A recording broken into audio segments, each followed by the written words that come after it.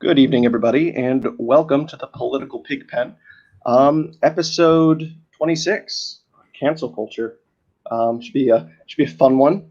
But either way, so just to let everybody know, this is the season finale of the first season of the Political Pigpen. So that's kind of exciting. The reason I ended up choosing this particular topic is because the very first episode of the Political Pigpen, I know Clausington and Chris were there for that. We ended up discussing the possibility of doing a stream specifically focused on cancel culture, but that never happened. So I figured, well, what a poetic way to end the first season. But either way, tonight we are joined by Clausington, Chris, and LSP. All of you guys have been on here before, but just to let the audience know who you are, do you want to go around and introduce yourself? Starting with Clausington. All right, how's it going, guys? I'm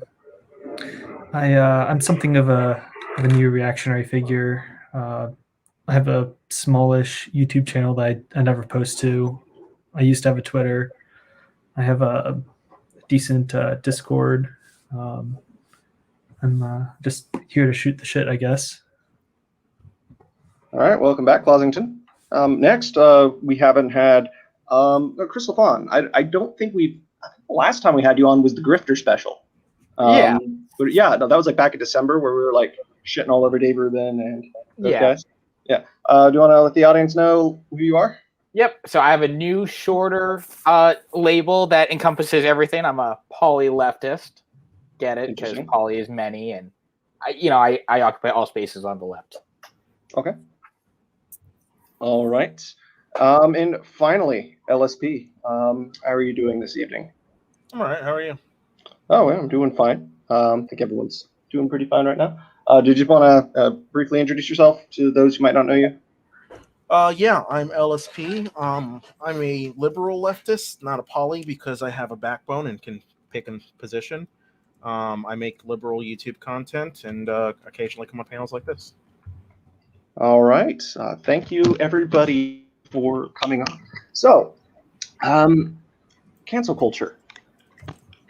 Kind of a big thing, I guess. I mean, at least in terms of just the modern, at least in terms of the regular discourse going on between, because I know you have like left and right going back and forth, and then you have. I mean, honestly, I don't even think it needs any introduction, but I guess it is a little controversial because you have some people who basically will say that it's not that big of a deal, but then you also have people who basically think that things that are like have nothing.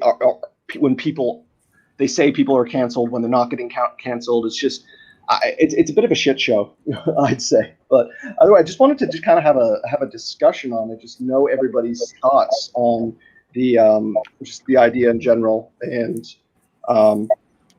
just overall discuss the controversy surrounding it more or less. Do you have any particular case studies in mind? In terms of a like actual cancel, like, do you mean in terms of what I would consider like an actual cancel Give culture? one if you I don't know. got I think you should maybe define what you define as cancel culture, because one thing I've noticed is that cancel culture is a meaningless term where basically everything is cancel culture, and if everything's cancel culture, then nothing's cancel culture. So I think it's always helpful to sort of define what is cancel culture so that, we know exactly what we're talking about. I think a good example of actual cancel culture. Okay, so you have that whole thing. Remember, you had that whole Dr. Seuss thing. That's not a real example of cancel culture. That was just. I mean, I thought the whole like getting rid of the books and stuff was kind of dumb, but at the same time, it was the company that was deciding that they didn't want to print those books anymore. And plus, no one was calling for them to even be banned in the first place. And then that's just when the right kind of goes overboard and just thinks pretty much everything is cancel culture. But then an example of something that I would actually consider cancel culture would be the whole. Does everyone remember the whole Gina Carano incident? She ended up getting fired from The Mandalorian. Right-wing tweets that got her off of Star Wars. Yeah. It wasn't even particularly right wing. She was criticizing the Nazis. It was just a wasn't it just some boomer? Oh yeah, post they weren't even saying like taste. saying like I don't know. something No, they weren't, equaled yeah. Holocaust, something. No, she didn't even say that that Republicans are like, she wasn't even comparing the Republicans to the Jews. People thought that that's what she was saying, but what she actually said was something about we're living in a time, basically about I think it was something about before they even started rounding up the Jews. The government was like trying to turn them against, or trying to turn people against each other, and something like that. So it was just like a very just general blanket factual statement. And then I think it's just some cringy boomer take. Oh, no, totally. Everything is 1984 Holocaust 2.0. Oh yeah. Okay, authoritarian. The odd voice here, like, yeah, we can hold up the odd. Well, I would actually prefer to use not somebody who's Gina, because she's a celebrity, so she has like a higher standard for like what is ethical to say. Well, I can use like Justine Sacco as an example. Somebody who like made a tweet about going to Africa and getting AIDS and lost her job over it. It's just some everyday normal person.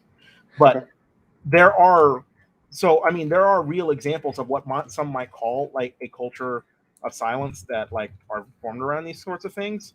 But what the right tend to mean from it tends to be just accountability for the things they say. But there are serious examples, and I like the Justine Sacco is an example I would call that. Like I'd say that there's something of a, if you want to specify what is cancel culture, it's specifically a social media phenomenon that can be I guess, defined as a sort of dog pile of sorts, right? It's a dog pile. There's lots of publicity. Many people talk about some issue of contention, some piece of contention, usually some contentious tweet. Or does anyone get canceled over Facebook? I can't recall anyone. So actually, funny. So I had a friend in Facebook who's in the somebody I met in the Virginia Mises Caucus Facebook group, and he ended up posting a couple lines from the Declaration of Independence, and he ended up getting suspended for a day because it referred to Native Americans as savages. He was literally just quoting it for like some completely separate context. And wait, why was he quoting that part? Like, why would you quote that part? No, I don't know. Maybe because he was doing an NPR thing. You know, NPR does recites the whole thing. So maybe he's reciting the whole thing. If he's reciting only that one line, that's kind of weird. But if you're doing it in the totality, no, he was doing it in the totality. It was just like okay, yeah. If it's the totality, that makes sense. It was like 2 paragraphs that he retweeted, and it was in context of something else. But he ends up getting like suspended for a day because of that. And it's like, seriously, like the Declaration of Independence. Like, I don't know, there's something like sort of humorous about that. And well, to be fair, I actually did hear a pretty interesting thing about the Native American part. Fun fact, fun little tidbit is that apparently there were Native Americans there at the Continental Congress, which is really ironic because they did put that line in there despite the fact that there were Iroquois representatives there. Honestly, both sides were pretty savage. Is this so? When you say cancel culture, are you referring to some sort of, I guess, moral policing, or some sort of holding some sort of moral standard? That would be a good example. Basically, you say something if you say something that's sort of outside of the basically not approved, like not within the intelligentsia's I guess little Overton window of things that are appropriate to say. So if you say something that they don't like, more or less, or I don't know, not even things that would be even necessarily traditionally politically incorrect, but sometimes just innocuous things. And then, I mean, it is mostly a social media phenomenon. But yeah, so generally backlash, generally, like you said, dogpiling. But I mean, I would say another good example Hold on a second. Sorry, there's a dog in the back. Whenever it comes to cancel culture, I always think like it encompasses so many different things that it still makes the term meaningless. Because when I think of cancel culture, me personally, I always think of what happened to Sinead O'Connor or the Dixie Chicks, where it's like you literally had people for an extended period of time lose their platforms. It's only been in recent years that the Dixie Chicks have gotten some sort of platform back, but for the longest time they were completely canceled. Like you literally had like country music stations deplatforming them. You had their record label saying, "Oh yeah, they're not part of our label anymore. They don't exist." Dixie Chicks don't exist. They were like criticizing George Bush or something. Yeah, no, they literally said, "We apologize for George Bush," which sure, it's a cringy liberal thing to say, but you know, pretty much it's like whatever. Musicians are usually political, and for some reason, that little mild thing, that little jab at Bush, was enough to get them completely canceled and just. Literally, people were burning their albums, and they just lost all platform. Yeah, that's taking things too far. When you're like for instance, after I think it was the something having to do with Kevin Kaepernick or something, or a couple of years ago, where people started burning their Nikes after that. It's like, come on, that's so stupid. Kroger's because of Sean Hannity. Like, you don't want to support him anymore, so like a bunch of conservatives just trash their, I don't know. What is it, $100 that damn thing? Yeah, $100 to $200, depending on how nice it is. But yeah, no. So I just saying, I think what we need to remember is up to 10 years. At least this is how I remember. Until about 2014 or something, when everything just started flipping around, cancel culture was really like mostly something that you'd see on the right. It was mostly the right trying to cancel people on the left. And while there definitely still is that element of right-wing cancel culture, it's definitely been overshadowed now, just all of a sudden, by sort of, I guess, a left-wing moral puritanical kind of worldview. And I mean, again, like I said, there still is a right-wing cancel culture here. Like, you've got the president of the United States calling for Colin Kaepernick to be fired from his job for kneeling, right? Like, you've got right wing. That's an example. Yeah, they have made it their life's mission to cancel. What is the Olympic athlete that like turned her back during the national anthem? Like, they find all sorts of reasons to cancel other people for not being sufficiently American. Oh yeah, no. Or back in what was it, Mexico City, where you had the two guys do the Black Power fist. That was another big one. Yeah, I think another. So yeah, no, I definitely the right still does it. However, I just think that the left has basically gone from like 0 to 30, and now like maybe the right does it just as much as they used to, but the left is doing it so much now that it looks like the right isn't doing it as much. But I always like question though, like when people say the left is doing it, like I feel like the left is doing it in a very different sort of context than the right. How so? I mean, like when the left does it, it's good. No, well, I think it's so. For instance, like I don't think Disney's left wing at all. Disney might be mildly progressive in some marketing. No, they just want to sell. They want to sell shit. Yeah, exactly. They want to sell shit. So that's why Disney has like the veneer of being like progressive, because they want to reach the largest demographic, and they made a calculated decision that okay, some conservative a-holes, we don't really care about their business. That we can lose their business, and nothing will come of it. So I feel like, and I'm sure the CEOs are going to vote for whichever politicians are going to give them the most tax cuts. Yeah, exactly. So, I mean, that's why Toyota was like that's why Toyota Sorry, was like. What'd you say, LSP? I said just how it happens. They always tend to be conservative politicians. Yeah, Toyota was found basically funding a bunch of conservative politicians, which is kind of ironic to me. Like people who are like anti like foreign businesses, they're supporting those people who are really probably against them. But anyway, as I was saying though, like I think the context is very different. Like the left is usually very much a social media thing, and you know, the right, it's like boomer TV stuff.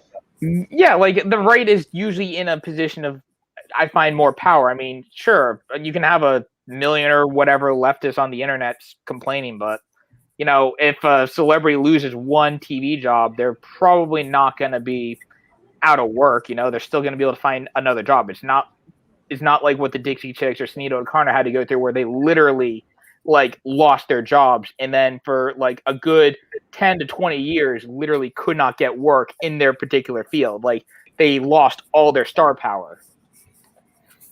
So yeah, I mean, it kind of reminds me of a less extreme because I mean, what she said was actually really sus. But do you remember the whole Roseanne Barr thing a few years back? Yeah. Yeah, it was like where. Didn't she say that some like who's the politician? Oh god, it started with a J. It was some yeah, half African American, I think. Yeah, she said she posted two pictures, one of this African American politician and one of I think it was a character from Planet of the Apes. Yeah, with like the Tim Burton one. Yeah, that's the bad one. Yeah. But yeah, and then it was and then didn't she? I remember. I think she said like the next day, "Oh, I was on Ambien or something." Yeah. But I don't know if that was, but either way, I mean, she was probably compare black people to apes. Yeah, no, you don't. So fun. We are just talking about Disney. I think it was actually kind of funny. So they're doing the Jungle Cruise ride. Just learned this the other day. So the company decided, okay, we're going to remove all like the African headhunters from the ride because that's racist. And do you know what they replaced them with instead? Aborigines. Gorillas. No. For some reason, that just reminds me of when that reminds me of that story about that one Phoenician guy that discovered gorillas and thought they were hairy people. That's a true story. Well, I don't know if it's a true story, but it's an actual Phoenician myth. Is some guy discovered gorillas and thought they were humans, just really hairy. Yeah, cool story. Had nothing to do with anything we were saying. Anyway, so we have joining us right now. We have Beppis. How are you doing this evening, Beppis? I am doing good. Do you want to introduce yourself in case there are people in the audience who do not know who you are? Yes, my name is Beppis. I like to draw, and I hang out sometimes. Okay. All right. Well, welcome. So we're discussing cancel culture tonight. We will Fuck yeah, dude. really just actually, do you have anything you want to say? Just sort of like opening remarks with regards to this. The topic. Let's. Oh shit.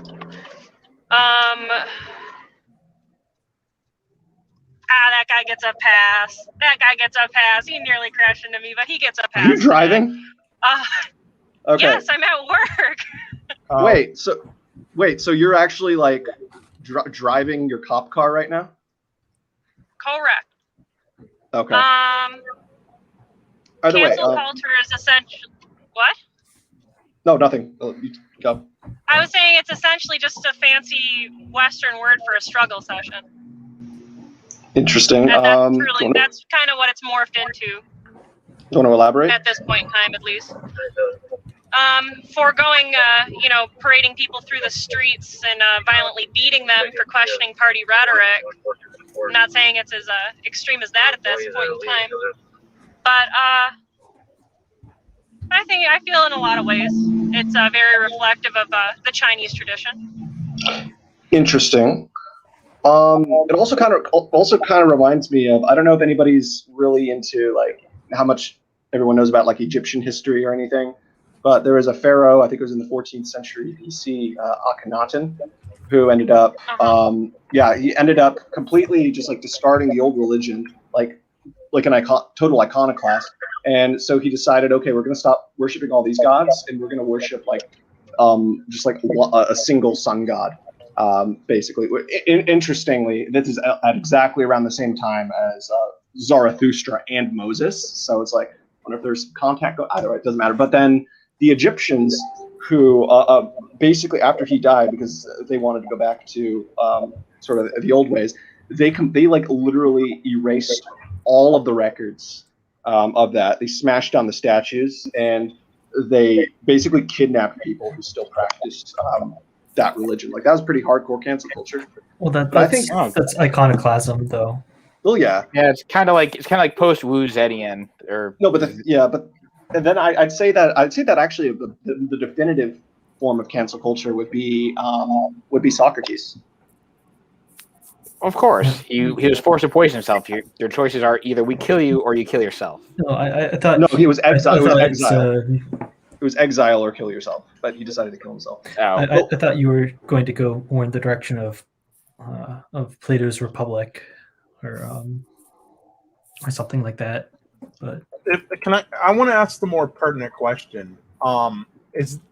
What is the resolution to cancel culture? Like, Republicans want to take over like big tech shit, or like abolish them or whatever, because they keep getting banned for saying racist shit.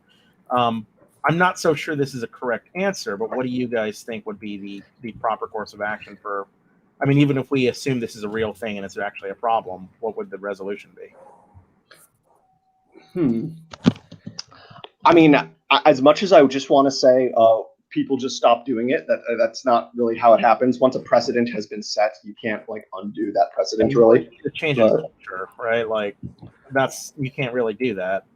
Mm-hmm. Like, I know that I have a feeling that the Silicon Valley answer in the future is going to be counter speech. Like, I've been seeing that being thrown around certain big tech circles. What do you mean by counter speech?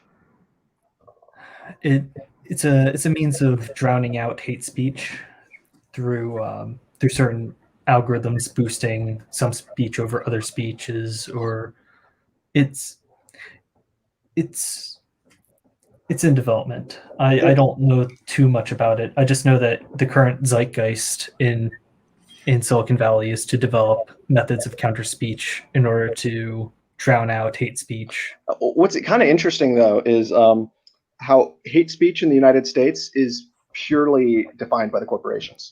Well, okay, so in terms of how one defines hate speech, well, because there is no such thing as hate speech in the eyes of the Supreme Court, but it is decided by all of these big tech platforms.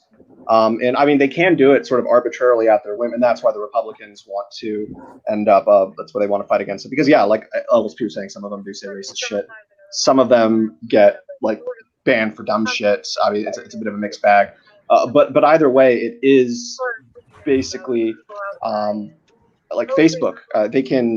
They make their own policies. They make their own. And then what's interesting right now with that, you see sort of a shift between some people on the left, some people on the right. You have some people on the right who are like, oh, these companies, these social media platforms should be treated like a public forum. And there should be laws to make sure that they can't do these hate speech policies. And then now you have some people on the left saying, no, they're private businesses. And it's like, it almost seems like maybe it's like it's raining cats and dogs. No, I think the fundamental problem is that different people have fundamentally different moral axioms.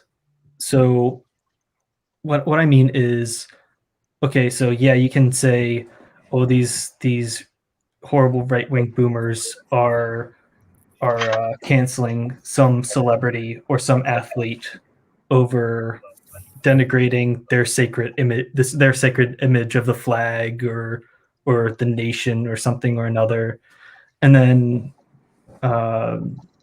celebrity boomer says something hateful towards insert ethnic minority, sexual minority, or what have you, and different people value different things. Different people from different sides of the spectrum believe certain things are sacred, and to each side, the other side's sacred objects or sacred concepts just don't make any sense. It's stupid, it's provincial, or it's elitist, or what have you. But the problem is, each side can take pot shots at the other side's sacred symbols by a click of a button. Like, one side can raid another on Twitter at the click of a button. It's like any sort of slight from one side or another can be dogpiled in minutes, in real time. Like, that is the fundamental engineering problem. And it's almost impossible to have some sort of pluralism where both provincial and cosmopolitan values can coexist when they're both just smashed together on one platform, whether it's TV or Twitter. So I'm not, and people are anonymous, so there are no consequences of dogpiling, or very few consequences. Yeah, I feel like social media, like especially like Twitter, is basically people go there just to get all that rage out, and they purposefully like get all that energy out of them. Well, That they that's have an bottled accelerant, up. though. That's an accelerant to whatever sort of moral panic either like one side or another is having at the moment. Okay. LSP, do you have anything to add on this particular? I guess I more or less agree with the idea that there is a degree of moral panic to it. I think leftists and rightists both engage with it, and moral panic for different reasons. Some might say what the left like moral panics are would be more valid. That I guess it entirely depends on your perspective. I think. But are you willing to annihilate another completely different perspective online, or have that online perspective completely subjugated? I might be, yeah. I think there might be some ideas so I'll give you an example of something I think that might be worth like silencing online. I think conspiracy theories are very pervasive. They're very difficult to debunk, and they're so ubiquitous that there's really no real resolution. You can't combat conspiracy theories with like good ideas, like you can with like anything else. But you can with high level important ideas, guys. You can with high. No, you. Oh no, I was making. No, there was this dumb Dave Rubin quote where he was like, "Yeah, my brain's in full recovery mode from all of these high level important ideas." Oh yeah, pretty cringe. Yeah, I don't see any resolution. Like, there's no real resolution to conspiracy theories that isn't just you've got to silence it. Like, and they're dangerous. Like, if they were like less dangerous or less potent, that might be fine. But the fact that like conspiracy theories can have real world effects on how people treat certain institutions, for example, the conspiracy theory that Planned Parenthood was selling baby parts caused somebody to shoot up a fucking Planned Parenthood, or Pizzagate with ping pong pizza. Like these have real world consequences that might justify silencing these online. So okay, but the logical consequences. Okay, so how are you going to regulate truth? That's a very, very difficult engineering problem. You create a ministry of truth. No. Is there some sort of moral arbiter? Because, okay, so how does a social media platform algorithm decide what is truthful and what is not? I think most of our social media platforms did a pretty good job of it during the 2020 election. I think you got a lot of conspiracy theories. I mean, you're laughing, but yeah, like there was a lot of fake news and conspiracy theories that was like shut down pretty quickly by having like the media platforms like say, hey, this isn't true. Here's the actual information. Read about it here, especially with like COVID-19 like conspiracy. So I think what we need. I think there is like there definitely are degrees as it sort of relates to these things, what people get canceled for. Like, I mean, there are things that legitimately are worth basically getting removed or banned from social media for. Like, again, like dangerous, like for instance, exactly you mentioned Pizzagate. People like continuing to, or like Alex Jones with the whole Sandy Hook shooting thing. But so there's that, and then I could understand why people would get removed for that. I wouldn't even necessarily consider that cancel culture. I'd consider that just those people aren't really being aware of the stuff they're saying, or they are, and they're just not being particularly appropriate online. But then there's also the cancel. But then like actual cancel culture, I'd say is people getting banned for innocuous shit. Like for instance, Matthew Iglesias of Vox, who got dogpiled on Twitter because he said that the term Latinx is stupid. Yeah, I mean, we can agree with those because those are just pretty dumb examples. But I think LSP is getting at like fake news as a whole genre of internet.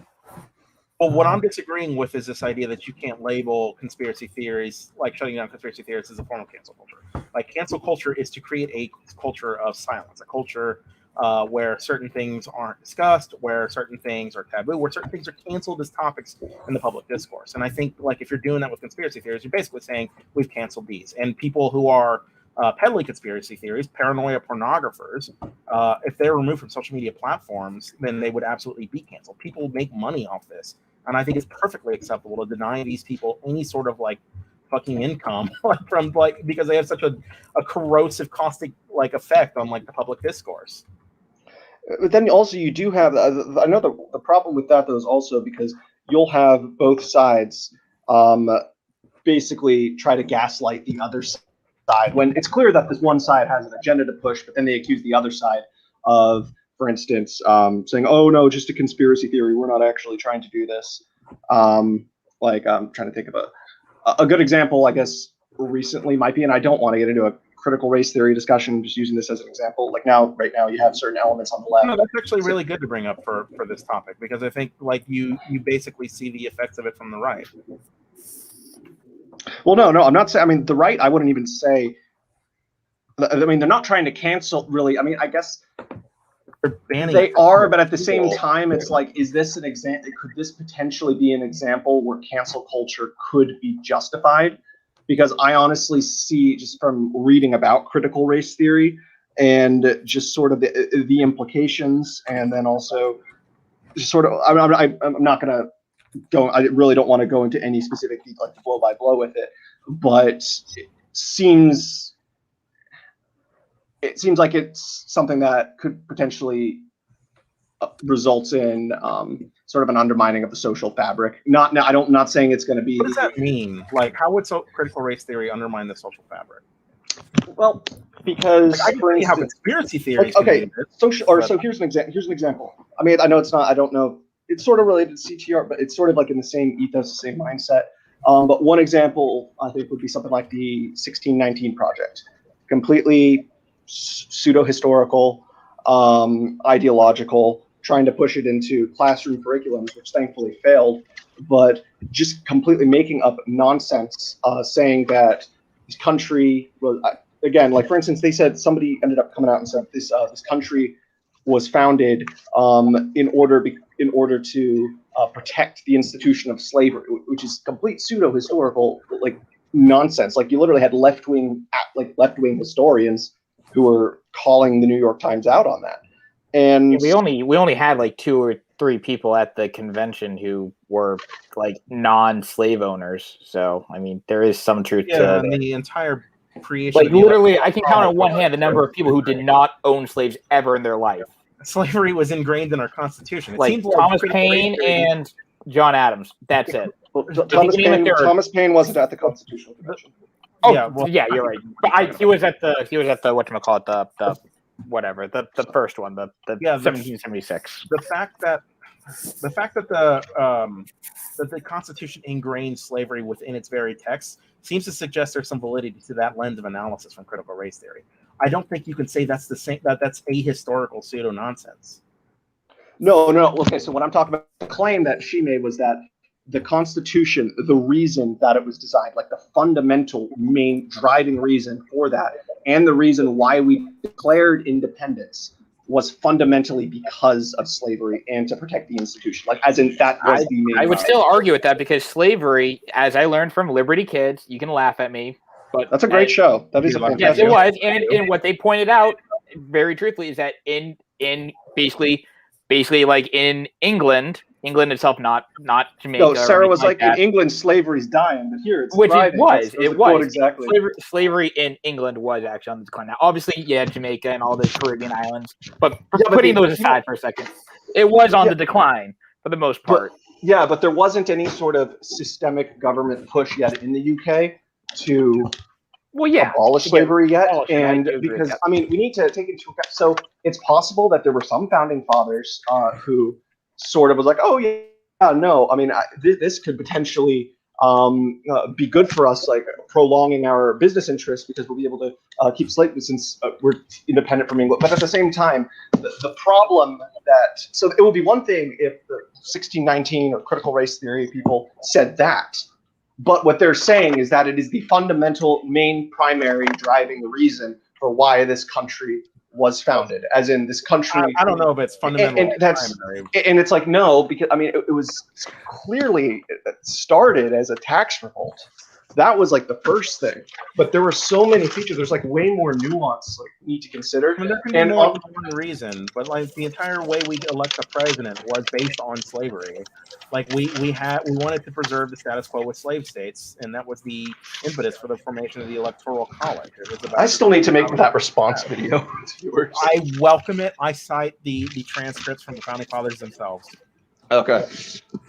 Like I think you guys are missing the. We're having a different conversation. I think you're missing the point of why, I guess, boomer cons react in such a way to critical race theory. I believe that it is because they believe CRT perpetuates an irrationally pernicious strain of white guilt to an otherwise, I guess, I think it's all about perpetuating white guilt rather than any sort of and some sort of moral browbeating rather than any sort of making a historical point.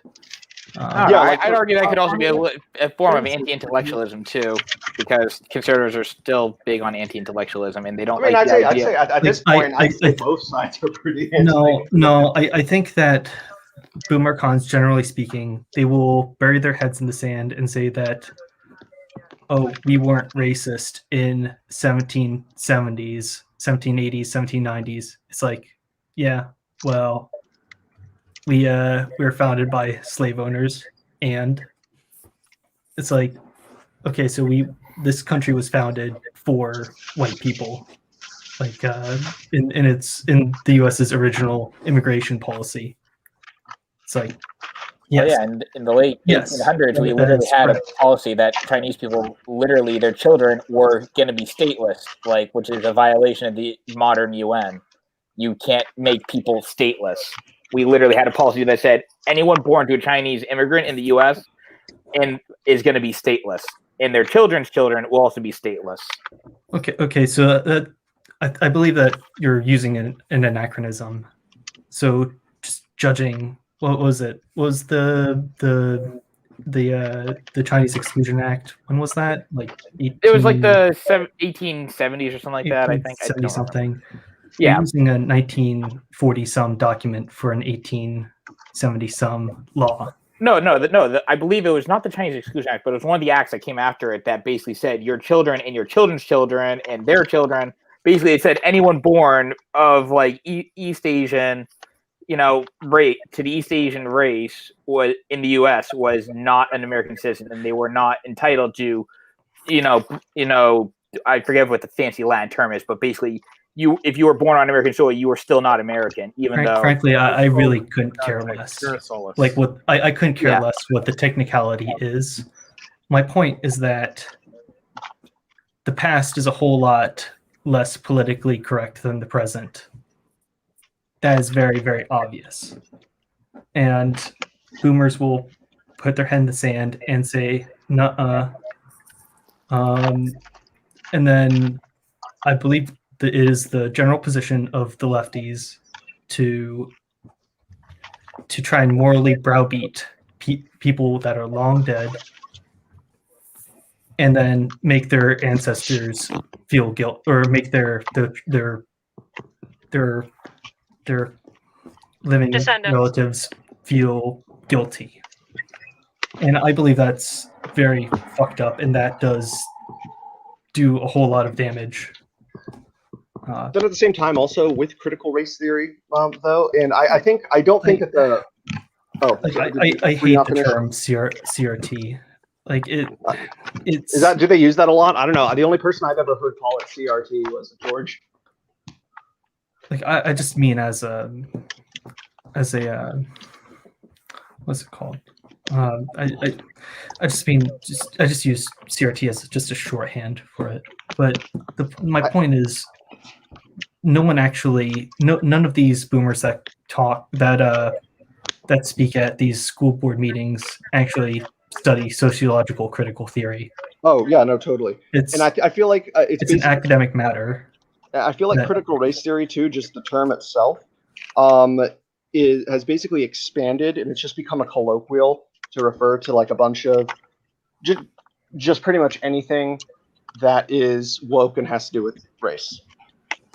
And they just use it not because like critical theory is a very, very, very specific thing. And mind you, I'm not a huge fan of it, but I think they are using that term to refer to a bunch of things that technically are not critical race theory, but I guess are sort they're of referring because a lot of it, in these schools, a lot of it is classes of critical theory.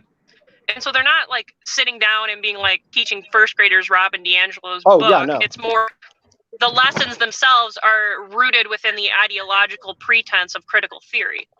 It's basically like, and was that's that you? what a lot of the huh?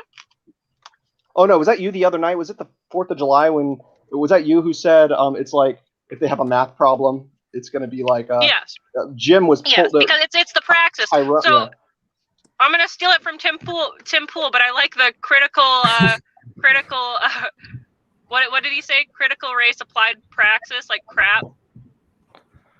Kind of funny.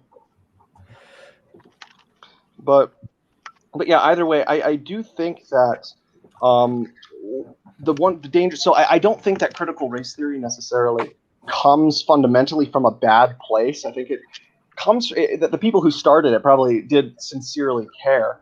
However, at the same time, I feel like it does have unintended because, and I don't think the people who are more or less pushing it realize this, but the entire purpose around it is trying to re-essentialize race. It's more or less framing, and that's the problem. And it's like I don't think they realize that. Well, look what happened. Same mindset. Arizona or Nevada. Was it Arizona or Nevada where there was a middle schooler who was half black, half white, but looked mostly white, who was forced to there was a class project where he was forced to choose if he was white or black for the project. And his mom is going through the process of suing the school district for discrimination right now. Wait, how is he discriminated against? He was forced for the project, saying he had to choose he was white or black. And so for the project, since he didn't choose, the teacher ended up choosing. The teacher ended up choosing for him and said he was white for the project. No, he's racial binary. Okay, so what was the project though? Like that seems relevant here. Like, yeah, I don't know. Like if you're gonna say he's being discriminated against, we got to know what they're discriminating against. Forgive me, I don't have the case study right in front of me. I can look it up. Is it okay now, this should be the most basic detail you get if you're going to cite this example. What is the project about? If you're saying there's racial discrimination here, tell me what the project is. Maybe there is. Okay, listen here, bud. We're having a conversation. Well, you're it's not a big I'm asking deal. something unreasonable. I wasn't asking something unreasonable. I'm eating in a car. I can't Google it right now for you. I'm Googling it right now. If you're going to cite it. Okay, so it says I'll share the screen. Yeah, sure.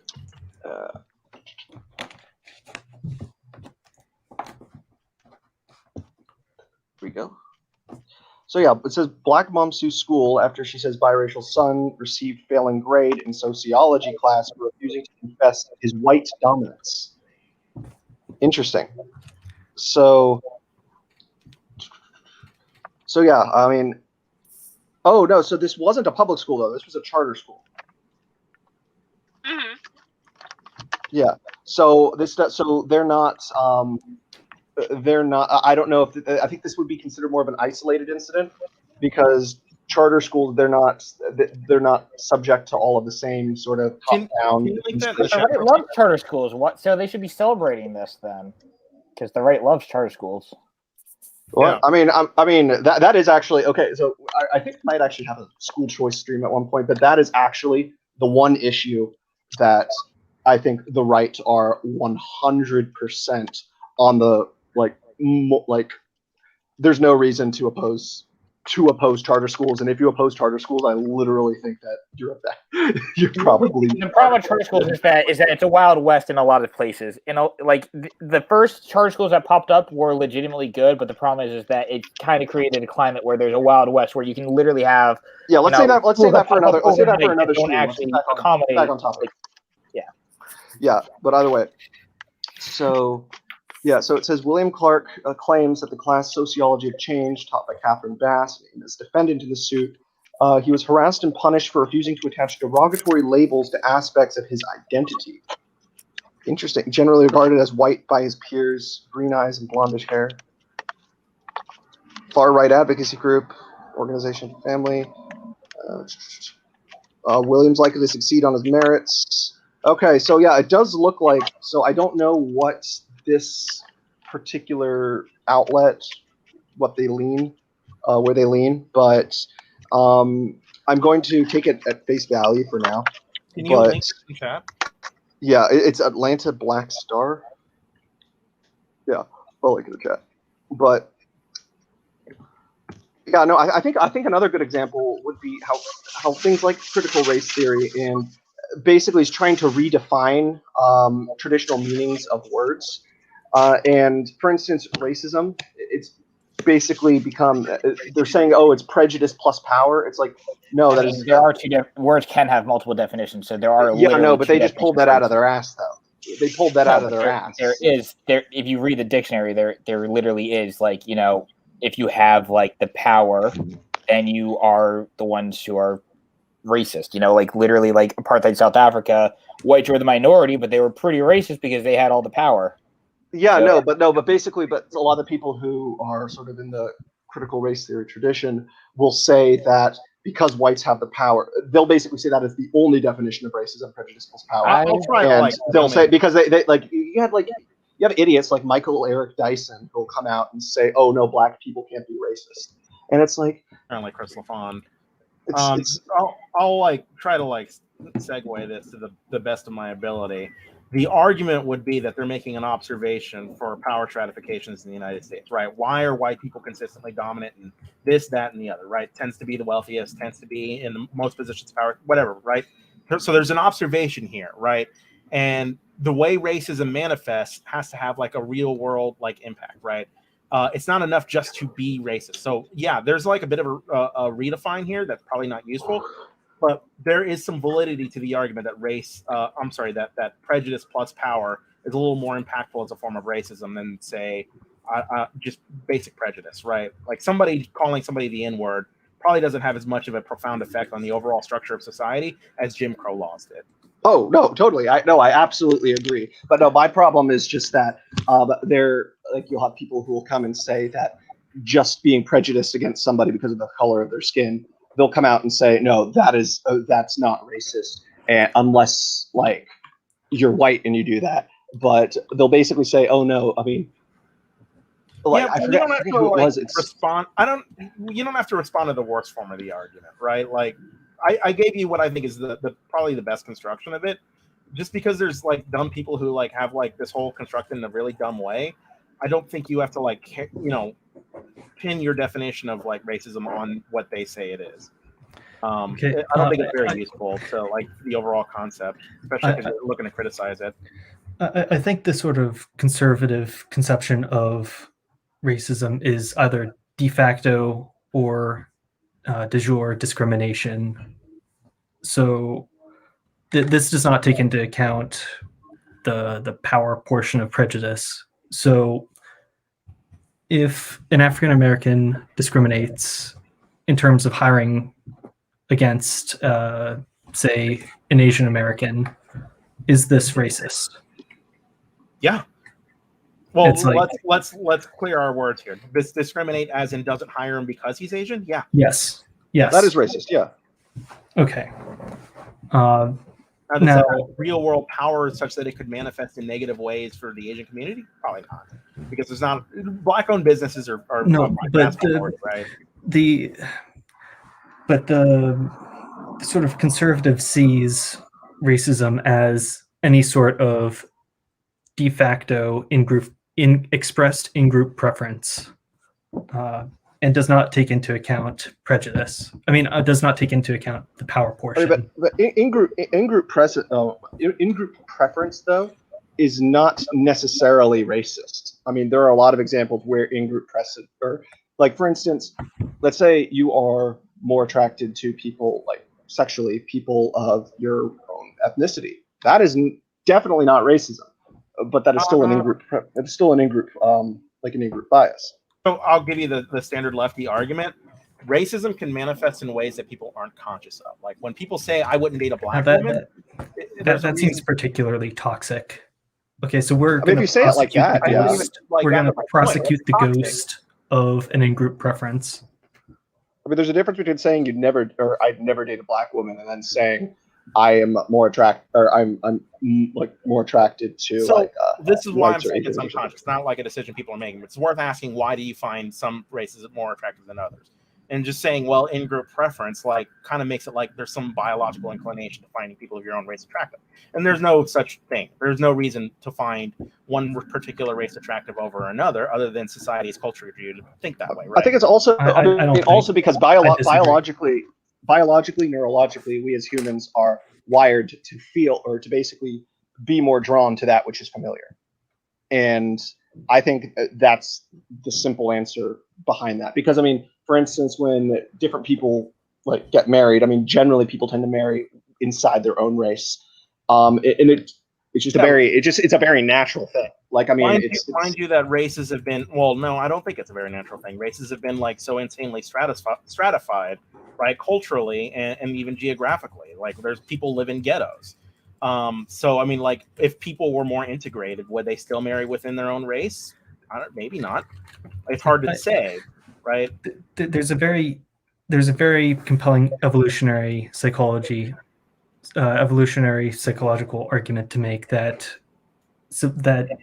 having an in-group preference and supporting the in-group, marrying within the in-group, and living and dying for the in-group is a form of altruism that will pass on your genes more successfully than someone who is xenophilic. I don't think there's anything in evolution that says that, like, one race, marrying one race would be more altruistic than marrying another race. I wouldn't, because there's no. I think race is too broad. Race is too broad. I'd say it's much. It's much more of a culture plus ethnicity plus economic class, sort of like if you go back like 300 years to some province in northern Italy, would your grandma approve you of going out with some foreigner from, say, sub-Saharan Africa? It's like, what the hell is this? That might be racist in that instance, because this was like way back when. No, but so let's say 1,000 years ago, you're on some farm in the middle of France, and some 1,000 years ago, some swarthy Swede shows up and says he's going to marry your cousin. So the Normans just conquered. Who the hell is this foreigner? Like, I live on a small village in the middle of nowhere. Like, who is this guy? I don't know. I don't know this person. This is a liability. This is compromising the clan. This is compromising the village. Well, yeah, like, in that context, that probably I don't think that would be racism, especially given the fact that the modern conception of race didn't come about until the Enlightenment, and so that might, I think the reason that would not be racist, but for the simple fact that there really was the modern construct of race simply did not exist in the 11th century. No, the problem is that this would be considered racism. Like, you don't hire the swarthy foreigner who lives out, who's from somewhere from outside your village. Like, it's just not the way things went. And like marrying within your class too. Like, you wouldn't have somebody who's like a baron wouldn't marry a peasant girl in some like little provincial town in bumfuck nowhere. No, my point, my overall point is that these are very deeply ingrained cultural and evolutionarily developed ways of stratifying. Yes. I think evolution is more here. Culturally developed, just culturally. You're not. I think a better word, instead of, because we're talking about culture, I think a better word would be morphology as opposed to evolution.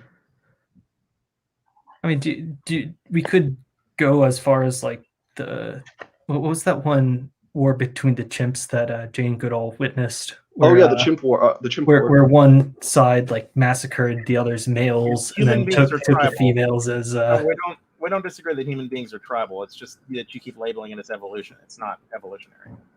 There's no biological change over time that makes people tribal, right? There's nothing to do with it. It's just culture. More of a survival thing, I think. Yeah, culture. I definitely think it's culture because I mean, if you look at like how racism manifested in Spanish and French colonies back in the 18th century, they had a very different form of racism than what you found in English and Dutch colonies.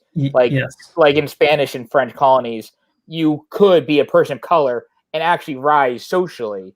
I mean, you'll never be as high as like a pure-blooded European, but you could rise in a way that was not present in English and Dutch colonies. Mm-hmm. Yes, and I'd say I'm not denying this. I'm just saying that when given the if fully liberated of legal restrictions, what will the in-group preferences, or what are the revealed preferences of people? And I'd say it's what one would define as racist. I don't think you can know that. There's no way you can know that. Society is far too stratified to know that, and the idea of an integrated society is a very new concept. Mankind has been separated for the vast majority of its history by miles of geographic distance, such as you couldn't say what any one group would prefer if they were just meshed in with another group. Okay, globalism is a very new thing, and we've never had racial integration. I mean, racial integration, we arguably don't even have it now, but as a concept, it's so new. You can't know that. Well, I mean, the only reason it leads to ethnic replacement. The only reason it's so new is because the modern concept of race is so new.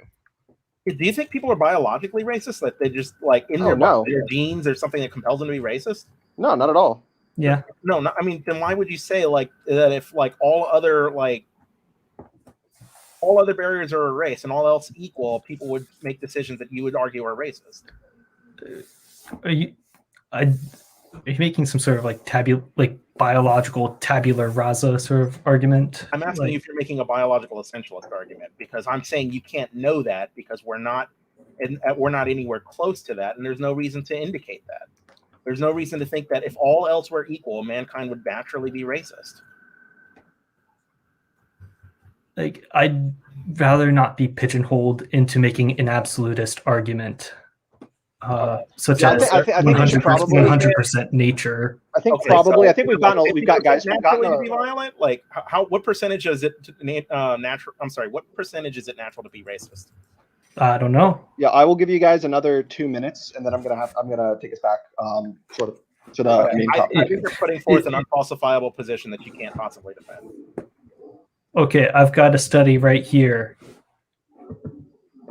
No, I don't, because this isn't like some sort of college debate over some policy wonk position. It's just okay. So I believe that the moral presupposition of conservatives is to support the in-group, that is the nation or the country. And I believe that it is the more lefty position to support the downtrodden, which does involve denigrating the sacred objects of the conservative. Yeah, I would agree. I agree with that. Yes. So that is why conservatives want to remove whatever they believe CRT is. They believe that it is trampling on their sacred objects, and that they want to, it is the position of the conservatives to preserve their whatever illusion of a boomercon Americana that has always been around since 1776. And I think so. I've noticed like for libertarians and sort of like classical liberalish people, their reason for opposing like race theory. As far as I'm concerned, they're a non-entity. Well, yeah, no, I mean, I'm just saying because I tend to like watch some of their shit on YouTube, and I know they're a non-entity, but and then also I float around in their circle. Regardless.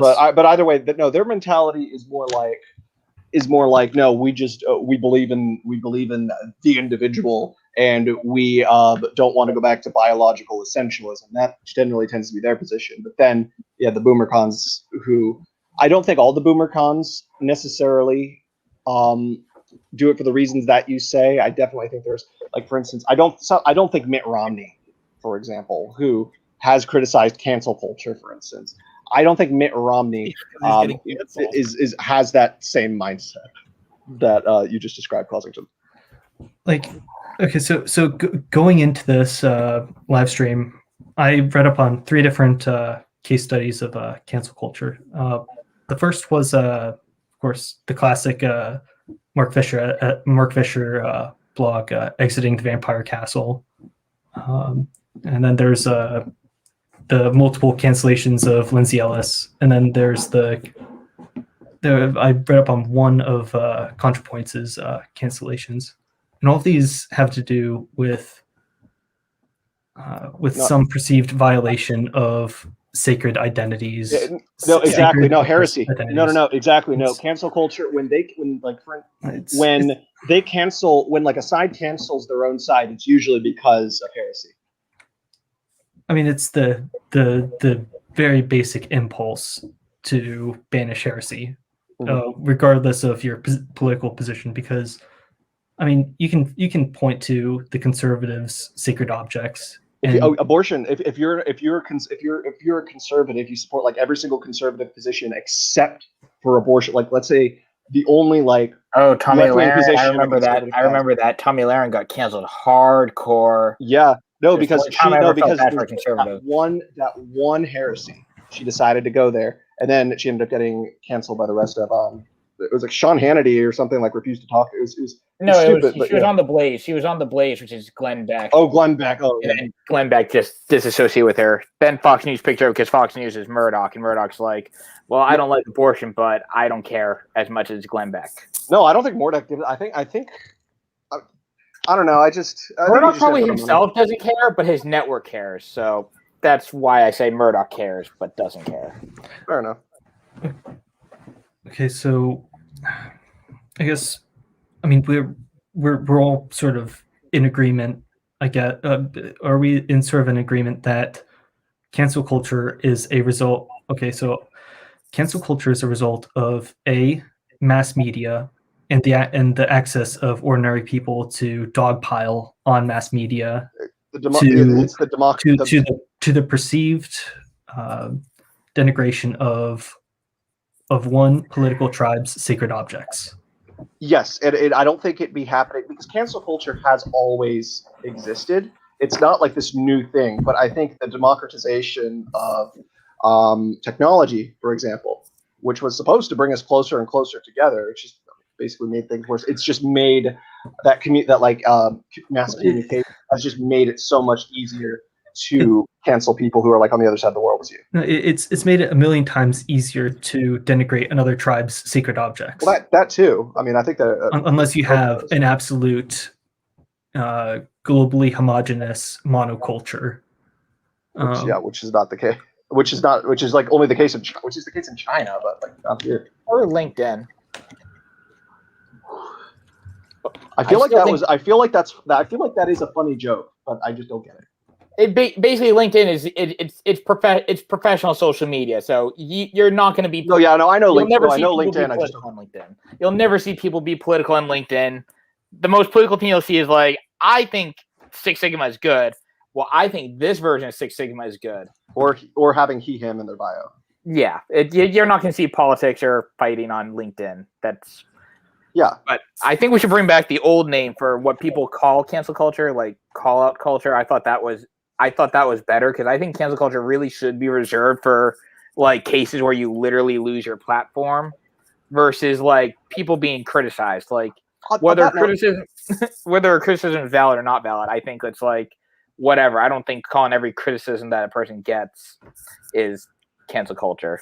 So on that note, now that since you bring up basically getting banished from platforms, makes me want to bring up this particular case study. Remember back in it was like late 2018, Alex Jones was just systemically canceled. purge from every Honestly, I would probably call that cancel culture, and I would say that would be an example of good cancel culture.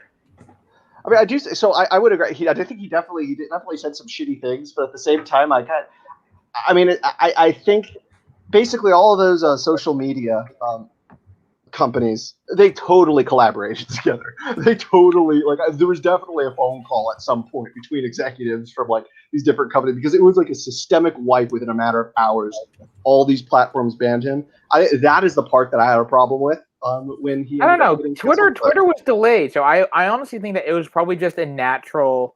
It was just a natural thing that probably just coincidentally all happened at the same time. Because I mean, at the time, he was literally harassing like the Sandy Hook survivors.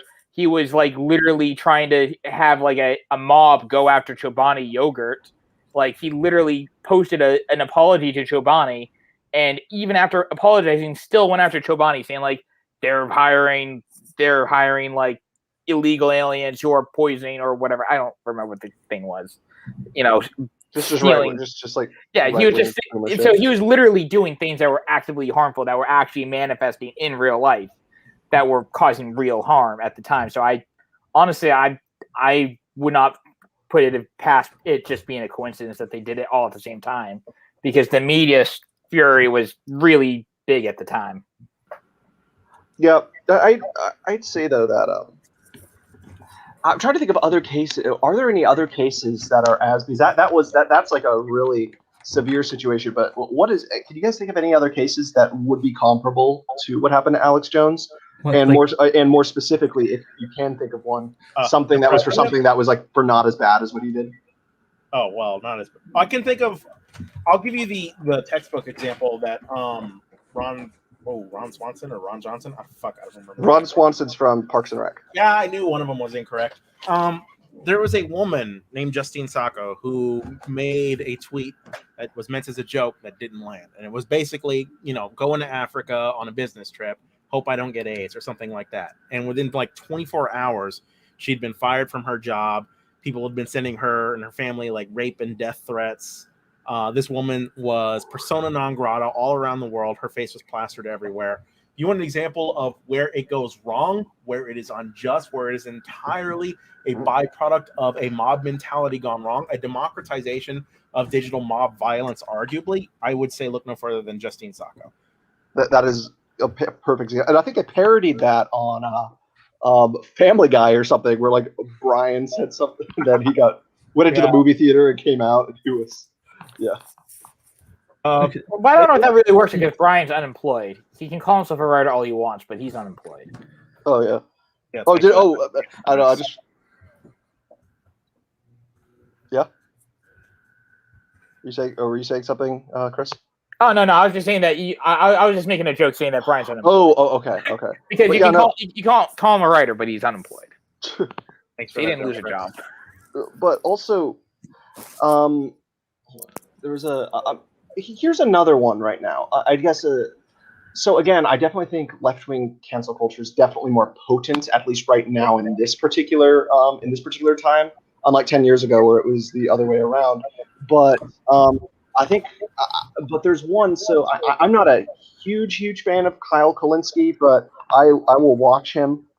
But I don't hate him either, and I think he can be insightful if I want like a sort of crazy left-wing opinion.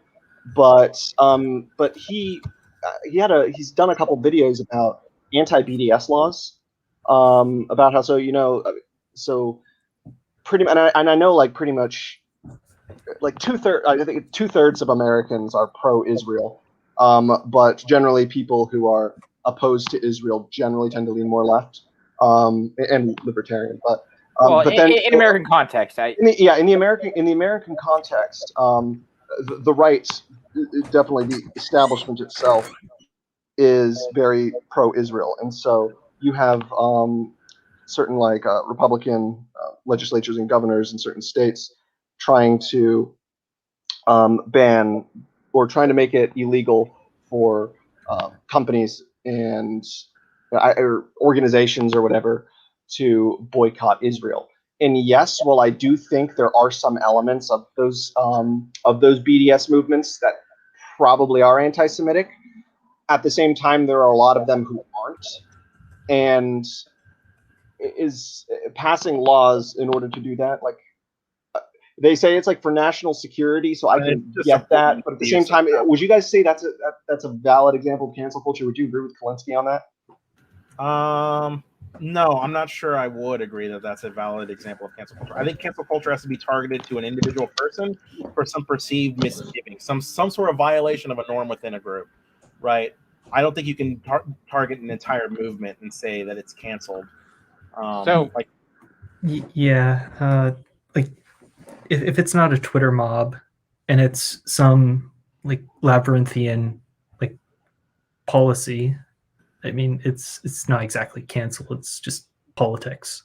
Okay. So on Yeah. that No, note, is the thin blue line thing? Is that a form of cancel culture then? Because like there have been examples where police who actually want to be like the good cop actually do get silenced. Like they do face, like there's that woman from Buffalo who finally got her back pay, her retirement pay, basically. Like she was trying to be the good cop and said like, hey, my partner was trying to kill this guy. I stopped him. are you talking about the lady who saved the daughter, or saved the kid who the person that was shot was trying to stab? No. Basically, this was like 10 or 20 years ago in Buffalo. There's like some case where this guy was like strangling this other guy. She stopped her partner from doing that, but she got punished and said, you were breaking the law, you're interfering with it, and she lost her pension. She basically had to sue the city to get her pension. And basically, I'm sure I call that cancel culture. There's no culture. Yeah, no, that's but with the police though, there is in the police, the thin blue line is that you don't rat out your fellow officers. You cannot. That's not what the thin blue line is. The thin blue line is just the line that separates police and society from crime. Sure. It's basically there's a culture of silence though with the police that say don't be a rat. Basically, police will say don't be a rat. Don't try to change the status quo. Basically, you'll see like. In a lot of police dramas, you'll see like people who are internal affairs trying to police the police are seen as the bad guys, and that you should not talk to them. You shouldn't associate with them. That trying to change anything in this sort of structure is bad. I mean, that's more of a police culture than a sort of mass. But with that aspect of police culture, though, be a form of cancel culture, though, if you're disincentivizing people from trying to change any sort of structure internally for positive. I mean, I can see the superficial similarities, but I think that they are more or less derived from two completely separate phenomena. Like, although I wouldn't use cop shows as an example of like what this culture looks like. I mean, sure, I'll give you that. Like, shows are not accurate, but they depict it based on what officers will talk about. You know, it's a very common thing in a lot of police departments that you don't talk to internal affairs. You like that element from that fictional TV show comes from real world, where basically they do call internal affairs, you know, rats. You don't talk to the rats. Yeah, I still don't think that's really what we're talking about in this instance, at least. The only reason I brought it up is because I was heard LSP saying like it's sort of like going after an individual, and there are cases where you have good cops trying to change something in the department, or they're trying to speak up in the department, they're trying to do something that is technically against the norm to try to make things better, and then they get punished for doing what we would in society see as doing the right thing. You know, if you see somebody breaking the rules, you know. But the thing is, when I think of cancel culture, I generally see the motivation behind the people who go and like dogpile somebody or try to get people fired. It's basically to those people, it's basically a moral crusade. But in the instance that you're referring to, like with the cops, it's basically them just trying to preserve their power in the institution. It's not ideologically based. They just I don't know, because a lot of times it'll be the union. The union will they'll take their support back. They won't. The union will stop supporting you. You know, like if you try to change something, you know, say like, oh, let's not do chokeholds. The union will say, oh, well, we're not going to associate with you anymore. You know, so it is a collective action of police saying like, hey, we don't want you changing anything. Oh, you really square. These are very specific institutions, though. This isn't like cancel culture is the mass media or social media or it's usually attached to some sort of more abstract cultural faux pas. It's basically like frontier justice online. But what you're talking about is an internal institutional cancellation. Which I don't. That's why I don't think we should use the term cancel culture to refer to it. Yeah, but I also think cancel culture, like I've already said, I already feel like cancel culture is kind of like a meaningless term. Like I feel like a lot of what people call cancel culture, you could just go back to the old name that people used to use, call out culture, and I think that would be much more effective because a lot of times, like LSPs probably got one of the few examples that's like actually somebody being canceled and losing their livelihood. But in the vast majority of cases that I saw that like the list that you had it shared earlier, like I saw a couple of the examples, where it says Saya and J.K. Rowling. Those are people who are not canceled. They just got criticism, and that's just, I would call that call out culture. Yeah, I know it was because J.K. Rowling, because she doesn't like trans people, and then Saya because she made a very terrible tone deaf movie or something. I don't know. Yeah, basically, and those are just them being criticized. That's not canceled. Yeah, I would not call that. Yeah, those would not be cancel culture. And then, I think the problem is you have a lot of, and I know I don't mean to sound like a reductionist by saying this, but just bear with me. So I feel like there are people on the left, like certain elements, who will downplay cancel culture or outright say that it doesn't exist. Meanwhile, in contrast, you'll have people on the right who think literally everything is cancel culture, like changing the name of Mr. Potato Head to Potato. Literally, that is not cancel. That is literally just a.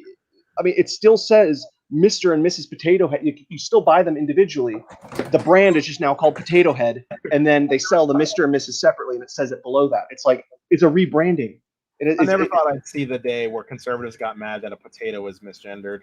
On the note of the topic, though, yeah, there are leftists who tend to downplay it. These tend to be the same leftists who are just the headhunters who most proliferate in cancel culture too. I'm speaking as a representative of the left here. These people need to be fucking excised. I think like this shit actually has the potential to lose us elections, and we could win over people. When you look at like polling data of like what Americans want, by and large, they tend to agree with the left on basically all of the major issues. The one thing we lose people out is we just have this elitist smugness that manifests in really toxic ways that and conservatives also overplay it, but leftists also like underplay it, and we need to stop that. Because like getting people fired for stupid shit they said, I don't know how many years ago. I'll give you the example of who was it? That writer, that journalist who got fired because what did she tweet? Or she tweeted the N-word or something like that, but it was like when she was like 16 or something. Like shit like that's like really insane. Oh, it was like the Vogue, the person. Yeah, and you could like make a case for like how that shit needs to stop from a workers' rights perspective that could totally win over Republicans. Sure, I can agree with that, but I mean, I think still the problem with cancel culture is that it's like it's still very muddied though, because I do agree that in that particular case. Yeah, that's kind of bullshit, and you should not, like, something that you said, like, 10 years ago when you were a teenager shouldn't come back to haunt you now. But at the same time, like, I don't like that people take that legitimate example and they say, oh, well, you criticizing X, Y, X figure is cancel culture or it's toxic, where it's like, I just think that people take that legitimate example and then they apply that to everything where it doesn't belong. And I think that's why cancel culture is kind of a meaningless term that is, in my opinion, a bit too nebulous. Yeah. Okay. So that same thing. So that girl, she was 16 when she ended up saying that. So would you say the same thing would apply to somebody who did something when they were an adult, but they're an even older adult now? Like, what was it? I think a good example of this would be I think this was about 2 years ago. It was like Tucker called into the Howard Stern show or something, and like made like I don't know what the joke was, but it was something that was kind of vulgar. And then somebody like literally dug it up and then tried to cancel him over that. Let's like, mind you, I think it's stupid that somebody like purposefully went and tried to dig up dirt. That's definitely egregious and malicious. And but either way. And it's like, regardless of what you think of the guy, would you say that that would be pretty much? Would you consider that to be in the same sort of category as the Vogue editor?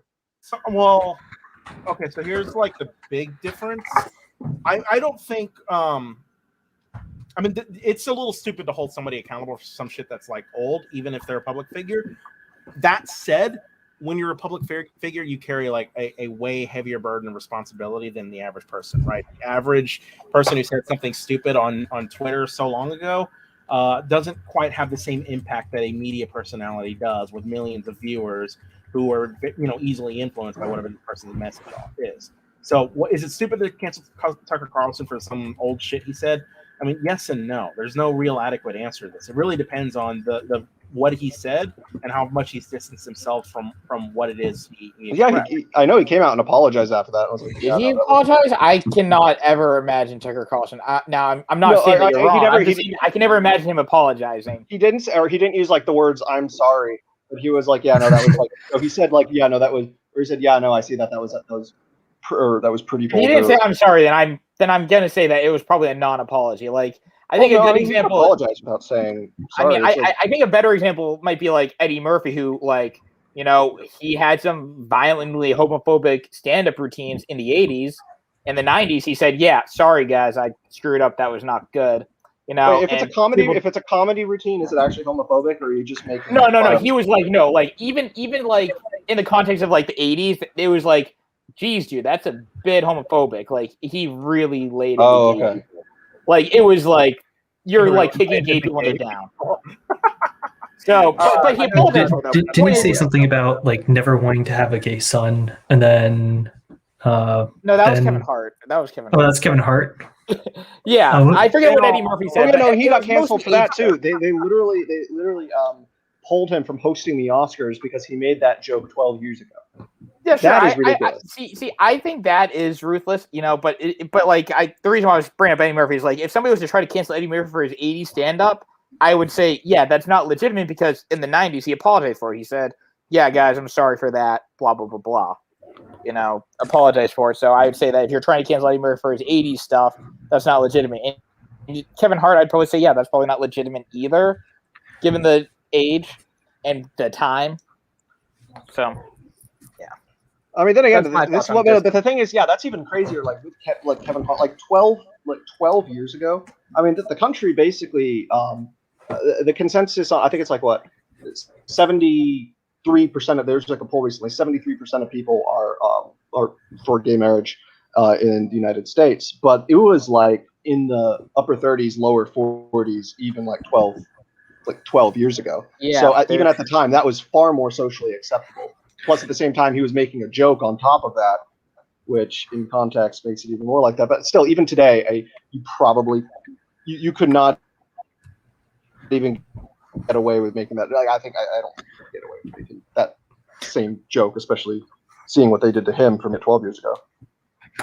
Okay. So we have a mechanism, right? So social media dogpile onto either a celebrity or a semi-anonymous or any sort of person online. And now you have a time dimension. So old tweets were dug up from 2 years ago, said something bad before they came into the public eye. Compare that to... Imagine having that much time on your hands. Compare that to Eddie Murphy, who said something, who made some rather politically incorrect jokes in the 80s. So is there... I have a feeling that you guys have something of a... that you guys believe that it's more... that the cancellation is less justified the longer ago it was, and the amount of penitence that this person has made to the mob for insert... I don't know, I guess... I sort of have a statute of limitations. Yeah, so is there a sort of algorithm for this, right? Severity of the infraction scales with the amount of the duration of time since the incident, something like that. I would say yes. I would say just like don't be like if you legitimately regret it. Yeah, like if you've changed, like I mean, I said a lot of edgy stuff when I was in high school that I regret. So I mean, like really, it for me, it's just about do you show remorse? Like somebody like a Tucker Carlson, like when he says, like I don't take based on how what his rhetoric is now, like something that he said 10 years ago that's bad. I'm not gonna say that like that's still gonna be valid to me because he has not shown any sort of growth or change. No, Like, I mean, actually, politically. Because 10 years ago he was a libertarian. Now he's like hardcore populist. Okay, yeah. In that respect, he's gone farther right, which makes it. I mean, on economics, he's definitely gone farther left. Just because you say populist stuff doesn't make you left economically. Like if you were to ask him, like, are you a fan of like redistributing wealth? He would say no.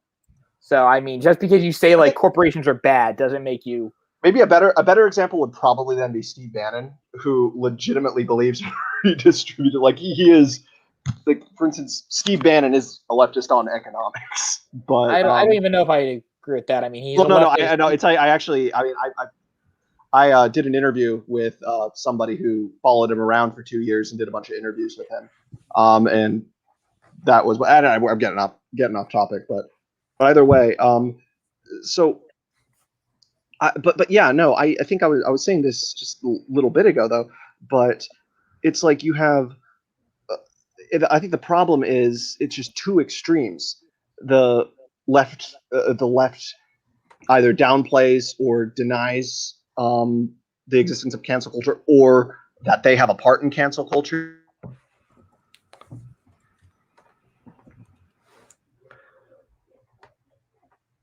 Like. I don't think the problem is that people have very divergent opinions. I think the problem is the medium and the amount of damage the amount of damage that this medium can cause. The unfortunate thing is that this phenomenon will not go away because unless you completely annihilate one of the sides. What I mean is everybody far left, far right, center uses Twitter. And these people can easily cancel another with the click of a button for any sort of perceived problematic tweet. So unless you ban just about everyone, unless you have a very rigid understanding of what your platform is supposed to ideologically represent, you're going to have to ban a whole lot of people. Here's the hot shit. You can blame capitalism because I don't think like they have any sort of ideological commitment either way. It just so happens that racist shit doesn't sell well, so that's the sort of shit that typically gets banned or canceled or whatever. I think it sells very well on Facebook, where I've seen some like insane boomers spread some rather crazy stuff. Yeah, but Facebook's a bit weird in that they're in at least English Facebook. They're starting to make it so that it's less racist and less conspiratorial. But you go to a developing country and racism is still there, rampant, wild on Facebook. So Facebook's a bit weird in that respect. Yeah, I will say I do agree with LSP that racism doesn't sell, but one could also argue that it does sell. That's why some right-wing platforms do exist, and they intentionally cancel left voices on them.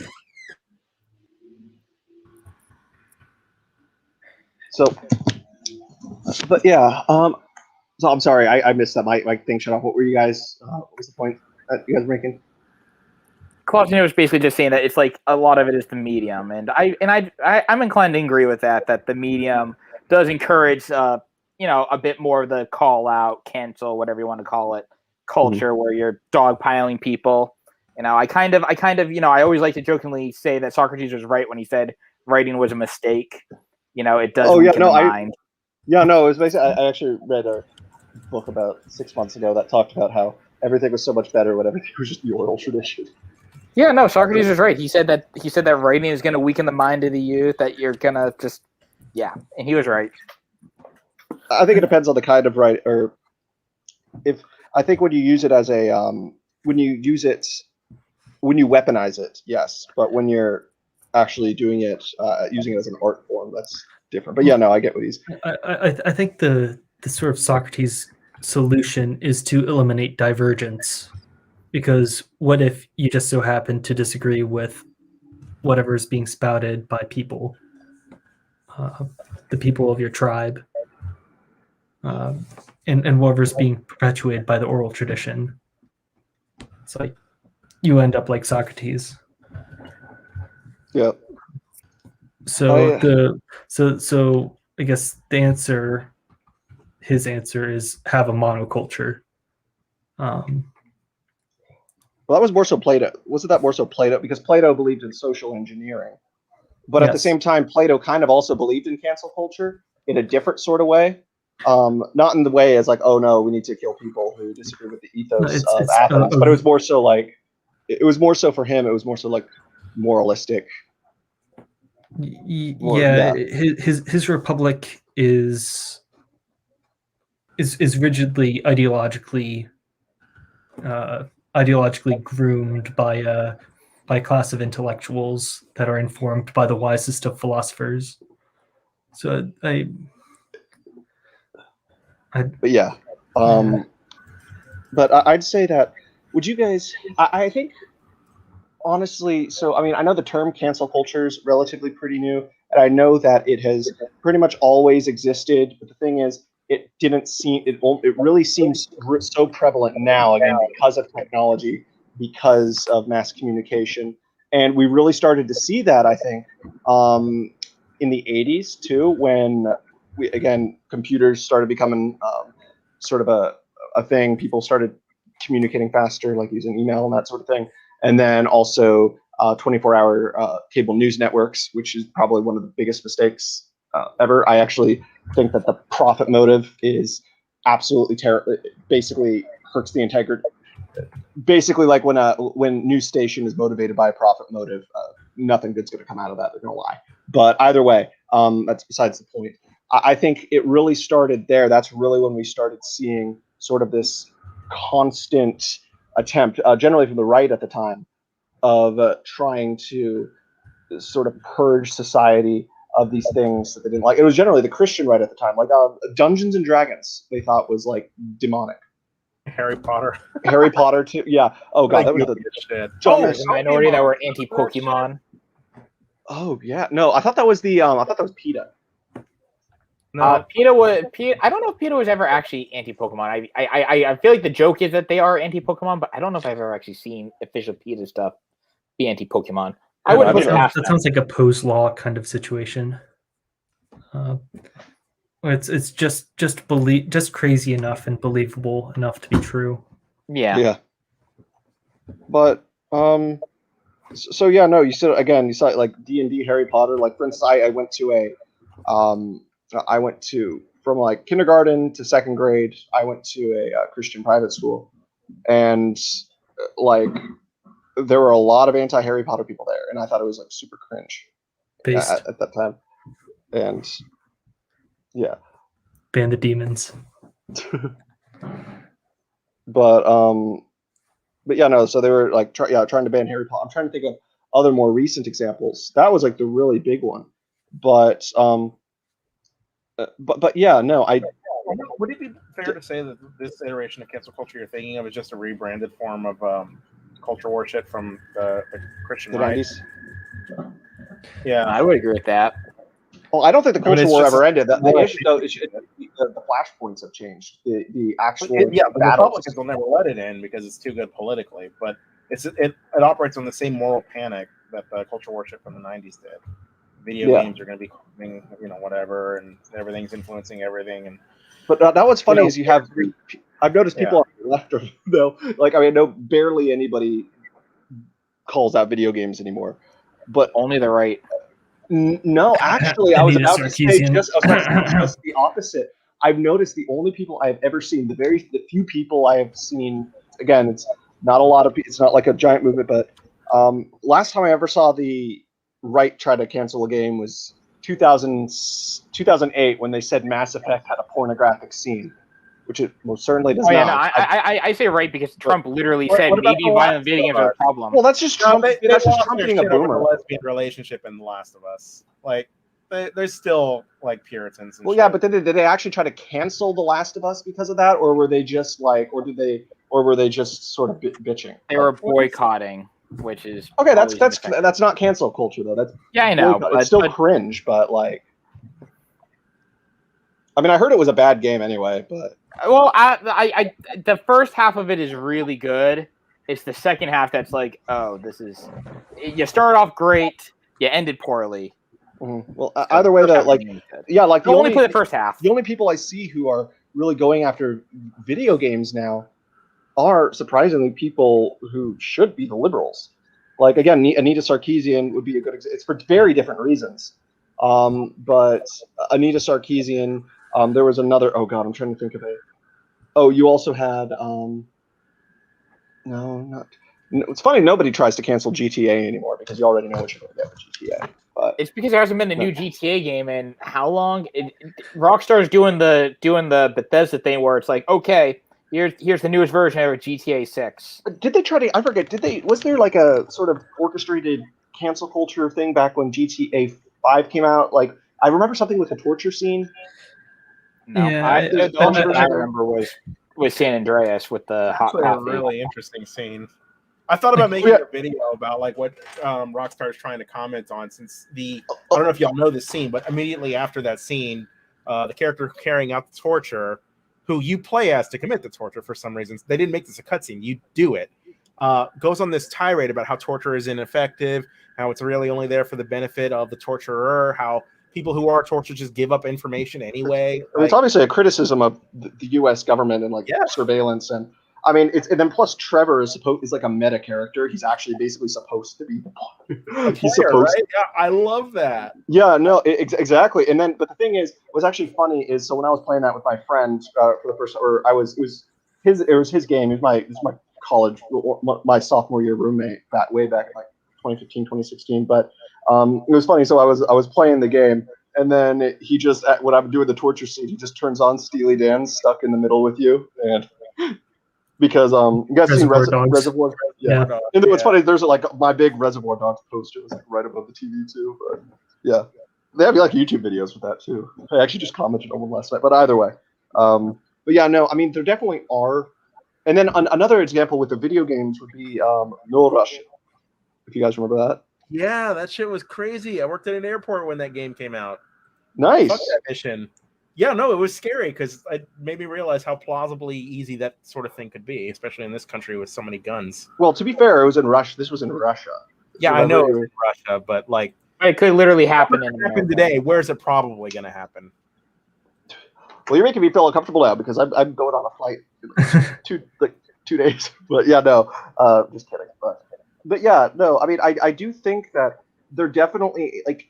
In some instances, when people try to "quote unquote" cancel something, I think there can be valid reasons, and I can understand like where they're coming from. But then you also get to the whole the free speech point as well. Even if something is absolutely terrible or whatever, I mean, there's some people who want to completely silence them or who want to gaslight and rebrand it as like I don't know, like hate speech or something. But then also, again, I think we should differentiate. Like we need to actually. I feel like there needs to be a cohesive definition of what should count as cancel culture. And I know that's basically never going to happen. But I mean, I feel like boycotting is not the same as cancel. Is definitely not the same as cancel culture. Because they're not doing anything active to try to stop other people from accessing a product. They are just themselves choosing not to get the product for themselves. So that's more of like a thing based on like a personal integrity. However, something like, again, the thing with I don't know, just, with oh God, who's the guy everyone hates? So all of a sudden, everyone hates Chris Pratt. Well, it's because Chris Pratt's kind of cringe, to be honest. Like, I mean, he was cool before he became like a hardcore Christian. Like, he's the cringy kind of Christian. Like, he's a cringe Christian. is what I Cringe, what I was cringe calling. chin. No, Yeah, yeah. It's that- like it's it's like he's just not cool anymore. It's like it's not cool. Well, just Like, because I mean he has wacky, but the thing is he does it like, but I mean I don't understand why that's still grounds to cancel him because he's not like. I wouldn't say like I mean I wouldn't say cancel him. Like I mean I disagree with people who are trying to cancel him, but at the same time it's like dude, just your politics suck. But no, the thing is, he actually okay. This is the thing. Everybody assumes that he's like super political and right wing. He is like. I don't think he's like. I forget what it was the other day. I was God, was it Rogan? No, it was something. I was it had to do with this the other day. Where they went through like his tweet. He is like only tweeted like one thing that was political, and it didn't even have anything to do with like partisan. It was something about like the police brutality.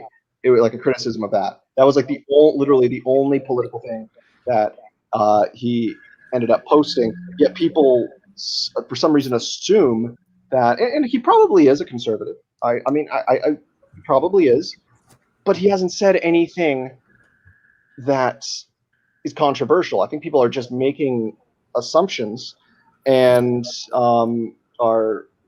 they think it's on the basis maybe of a priori, but they don't even have enough information to do that. But still, I mean, they I'm trying to think of a what was that recent example? No, it's almost as if they think that silence is deafening.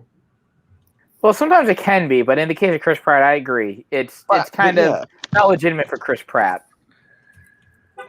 Have you guys actually looked at the church that he goes to? It looks like it's some sort of evangelical mega church. It definitely is. It is. Cringe. It is. That's like the most cringe. It's. No, I'm not joking. Like he's like really cringe. Like he has posted videos of himself like building giant crosses. That's kind of cool. Nice. That's actually kind of cool. It would be cool, but they're not cool looking. It's just like, all you did is you nailed two pieces of wood together. Don't care. Don't care. It's a cross. To be It's got a process for all wood. No, you get just. I mean, it's probably for his enemies, like in case he's crucified. Okay, that wasn't that funny. This is for James Gunn. Right, man. James Gunn. Oh, that's another good example. Mike Cernovich. That was a really bad faith cancel culture attempt. Oh yeah, Well, but that was from the Cernovich right. That one was from the right. It was like From Mike an Cernovich. Empire's. It was basically the Empire Cernovich. Strikes Back because Mike Cernovich had just been canceled. Mike Cernovich, kind of a piece of shit, but No, he is. Like he literally goes out of his way to like half of like all right wing cancel culture things start from Mike Cernovich. Like it's so annoying. Like that. Like the right complains about cancel culture, but then Mike Cernovich will literally go out of his way to cancel people, and it's like just pisses me off that like conservatives like use this cancel culture like bullshit, and then it's like it's mostly coming from Mike Cernovich, and he's the one doing the cancel culture. So wait, was it? So I know it was in retaliation to something. Like something had just happened. Like I don't know if somebody got canceled, but it was basically Mike Cernovich. The reason he went and did that was because I don't know. Again, I forget what it was. I think if I remember correctly, it was just sort of pedophilia joke from like. No. Yeah, he just wanted to get went revenge on just for no reason. He just wanted to go make other people miserable. It's all it is. No, but the thing is, like Cernovich, it was like Cernovich. It was basically like what he was trying to do. He thought that I know the right basically had some kind of defeat. I forget what it was. God, I can't believe I don't remember. But yeah, no. Then he ended up going and digging through. I don't know why he chose Gunn, all people, but he does. Because Mike Cernovich doesn't like cool stuff. He's uncool. 13 years ago. Okay, he made a really bad. To be fair, James Gunn was pretty cringe before Guardians of the Galaxy. Like, I mean, are you kidding? The Scooby-Doo live action movies? Yes, those were amazing. Oh, that was James Gunn. I didn't even know that. Yeah, you didn't know that? It's like his only like major like accomplishment before Guardians of the Galaxy. Unironically, and most of Guardians can be laid on a better production team. Like if you take like Gunn's screenplays like at face value, like they're pretty cringe. I mean, Scooby, but then actually, so this is why I think the Scooby-Doo movie was kind of brilliant, because what a lot of people don't realize, it wasn't an adaptation; it was a parody.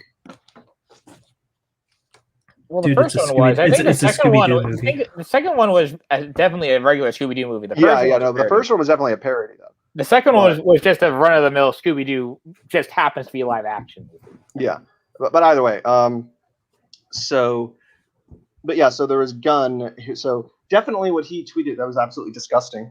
I don't remember what it was, but all I remember is it very gross. But it was obviously, he was doing it for shock value, trying to be funny.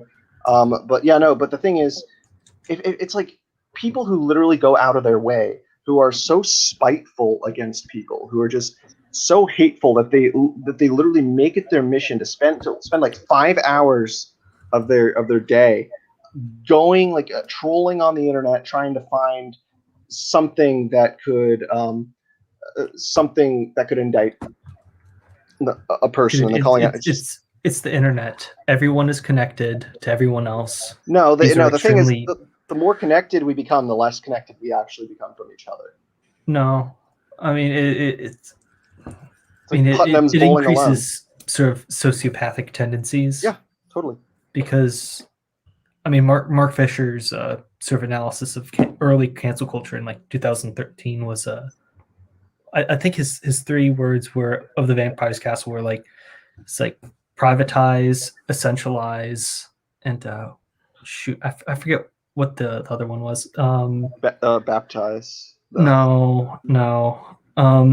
His point is that any sort of it's individualize, privatize, and essentialize. So you turn this person who is ordinarily part of just some tribal mass into the object of an extremely close-up spotlight. You make all of the consequences of this. You turn this one person into the focal point of a tribal war, and then you have to essentialize good person, bad person. This person is essentially a stand-in for insert whatever bad guy or good Hitler, guy you stand for. It's it's early politics, though. It's politics. Well, yeah, but did cancel? So what were some? So you said. So I think, that this wave we see now, this current iteration of cancel culture really began. I mean, really, 2014 is when I started noticing all of the quote unquote like woke stuff going on, and I'm not just talking. And when I say that, I'm talking about like the over the top political correctness. Like, I mean, it was actually very shocking when I like met my first SJW online, but either way, but that's besides the point. But are there any really early examples that you can think of, like an early case of cancel culture, like sort of like a ground, sort of like the shot heard around the, or not even that, but like I don't know, maybe Lexington and Concord of that model. So Mark Fisher was talking about in 2013 an interview between it was Jeremy Paxman and Russell Brand on some TV show or another, and Paxman accused Brand of using misogynistic language and jokes in some of his comedy routines, and there were also there were also some accusations that Russell Brand couldn't be a proper socialist if he is a millionaire. So I mean, that's kind of true. Well, that's a whole nother can of worms. But the initial accusation was, hey, Chris, if you want to stay morally consistent, you have to be poor. I have to say what? No, I was making a joke. I said if you want to be morally consistent to your leftism, you have to try your hardest to stay poor. Oh yeah. Why do you try to stay? I try to, my goal is to stay at that $75,000. That's my goal, because they say 75,000. That's. Let's not get into that. I'm sorry. I was just making a. I know. I'm just saying that's the sweet spot. That's where I'm shooting for. Okay. Sorry, Clossington. So, like Fisher. I mean, he was well ahead of his time when it came to critiques of social media, and this was a TV interview and not a Twitter war. But he he said that in 2013 he debated whether he wanted to delete Twitter because it was just too ravenous and too fraught with these dog piles of purity spiraling and issues over doctrine. I mean, the two other case studies that I looked at were also, I guess, sort of social faux pas. You have Lindsay Ellis. Every other year she makes some off-color joke that and isn't she fairly left too? She, I mean, I don't really watch her. yes. Isn't she like BreadTube adjacent?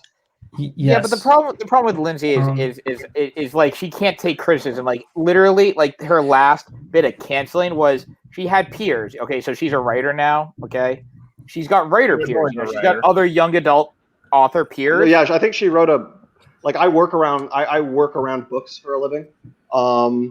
And yeah, I think she came out with some sci-fi thing last year. I remember. Yeah, basically, she commented on Raya the Last Dragon, and she's comparing it to Avatar: The Last Airbender, which some of her peers said, "Hey, that's kind of a weird comparison to make." And these are her peers making it. And I haven't seen that movie. I she don't completely think ignored her. She completely ignored her peers and said, "I'm being canceled." No, she was being canceled. There was like a whole fucking... Okay, I'm literally for you, LSP, I'm gonna find the Asian American author who is a young adult author who was the first to, say, "Hey, Lindsay, I'm, blah blah blah blah. I don't agree with this." I'll find it was just it for just you. this Asian American author making the criticism? Was it a whole mob of people on fucking Twitter? But wait, was, so does that movie? Okay, hold on a second though. Does that movie actually? So I haven't seen it, but does it actually take place in Asia? Or does it take place in a fantasy universe it's a fantasy universe, fantasy world? So she's not. where That means the countries are essentially different Southeast Asian countries. But by definition, that means that she's not Asian. It's like there's no Asian. No, I believe that Lindsay Ellis was completely correct in her in her tweet. Like you have the kingdom that represents the Philippines, and you have a kingdom that looks like it has Khmer architecture, and you have a kingdom that looks like it has like Persian sort of influences. It does that thing that Avatar: The Last Airbender did, where like each of the four nations has you got the Eskimos, a sort of Chinese. vaguely. Some sort of vaguely. So it's like Fire Nations, Japan, and Earth Nation, China. I think that's what she was kind of getting at, but it's. I mean I don't understand why this is like a cancelable. Yeah, and then she wasn't canceled. It was literally one peer, and her peer didn't even say you're canceled. It was like literally a peer of hers made a really, really mild criticism, just like the mildest of criticisms. Did she get dogpiled? For some reason. What? Did she even get dogpiled? Not really. It was literally just this one person. It was just one person. She only one person was like tweeting at her. Really? What I looked at was an earlier cancellation where she made an off. I believe it was some sort of off-color joke about hating old white men, or something like that. One second. I'll see if I can just pull it up right here. But I remember watching a YouTube video of hers a while ago where she said she blocked her Twitter for I think 6 months or something like that, while the mob sort of calmed down. But I mean, is there something wrong with the mechanism? Is there some sort of better way of engineering a social media platform so that these sorts of like mobs don't completely envelop people? or is this just maybe inevitable? color coded so that she knows when it's her peers talking versus randos. Like in terms of randos, I have one of ContraPoints' cancelable moments where she said she was uncomfortable. She was uncomfortable with, or she had her doubts about non-binary people. Once a few years back, and there was also this was only a year ago, I think, because I remember. It's like 2 years ago at this point. You guys all remember Hara, right? Yeah, Yes. I do. Yeah, I remember she was like, I think she had this she always did this thing where she would block me and unblock me and block me and get mad at people for the dumbest.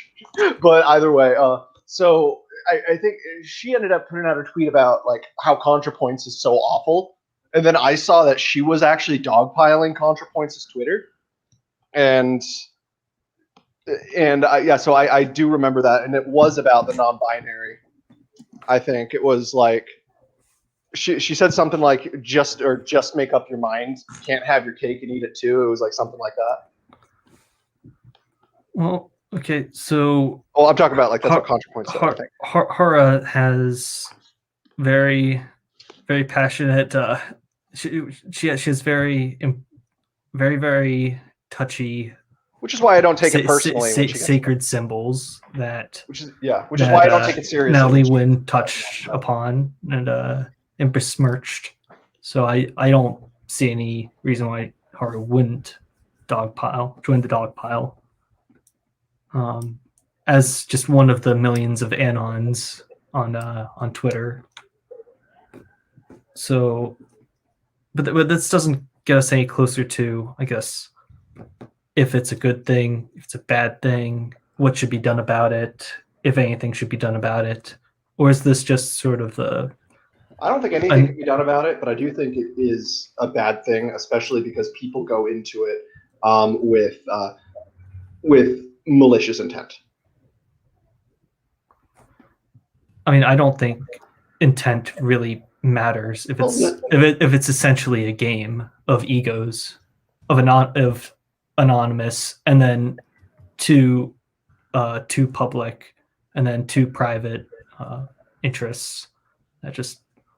But I think against each other. And we could, and it would take all night for us to go over and just do one giant like Darwinian taxonomy of cancel culture. But it is safe to say there are different kinds of cancel culture, in the sense of like there's the dog piling stuff. There's basically trying to cancel somebody in the moment after something they say recent. There's trying to go back and dig shit up, and then different infractions for different groups. At different times, different circumstances, and then I've noticed with the left, they generally tend to be sort of like quick incursions, so to speak.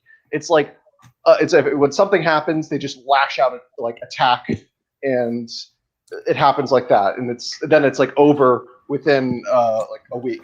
But then I've noticed with the right, when they do their cancel culture, it's much more of it's a long game. Like they have it. It's like a war. It's like this long, drawn out, extended war. I think it's because boomers can't let jokes go. Probably. Or it's like if a boomer hears like a joke, they will say that joke like once every month, at your local family dinner, they'll say it, they'll remember it. They'll that damn celebrity said something on the Twitters or on Facebook. On the interwebs, yeah. Meanwhile, yeah, like Lindsay Ellis gets one bad peer tweet, and then all hell breaks loose for a week, and then recovering from damage for a couple months, and then returns to normal.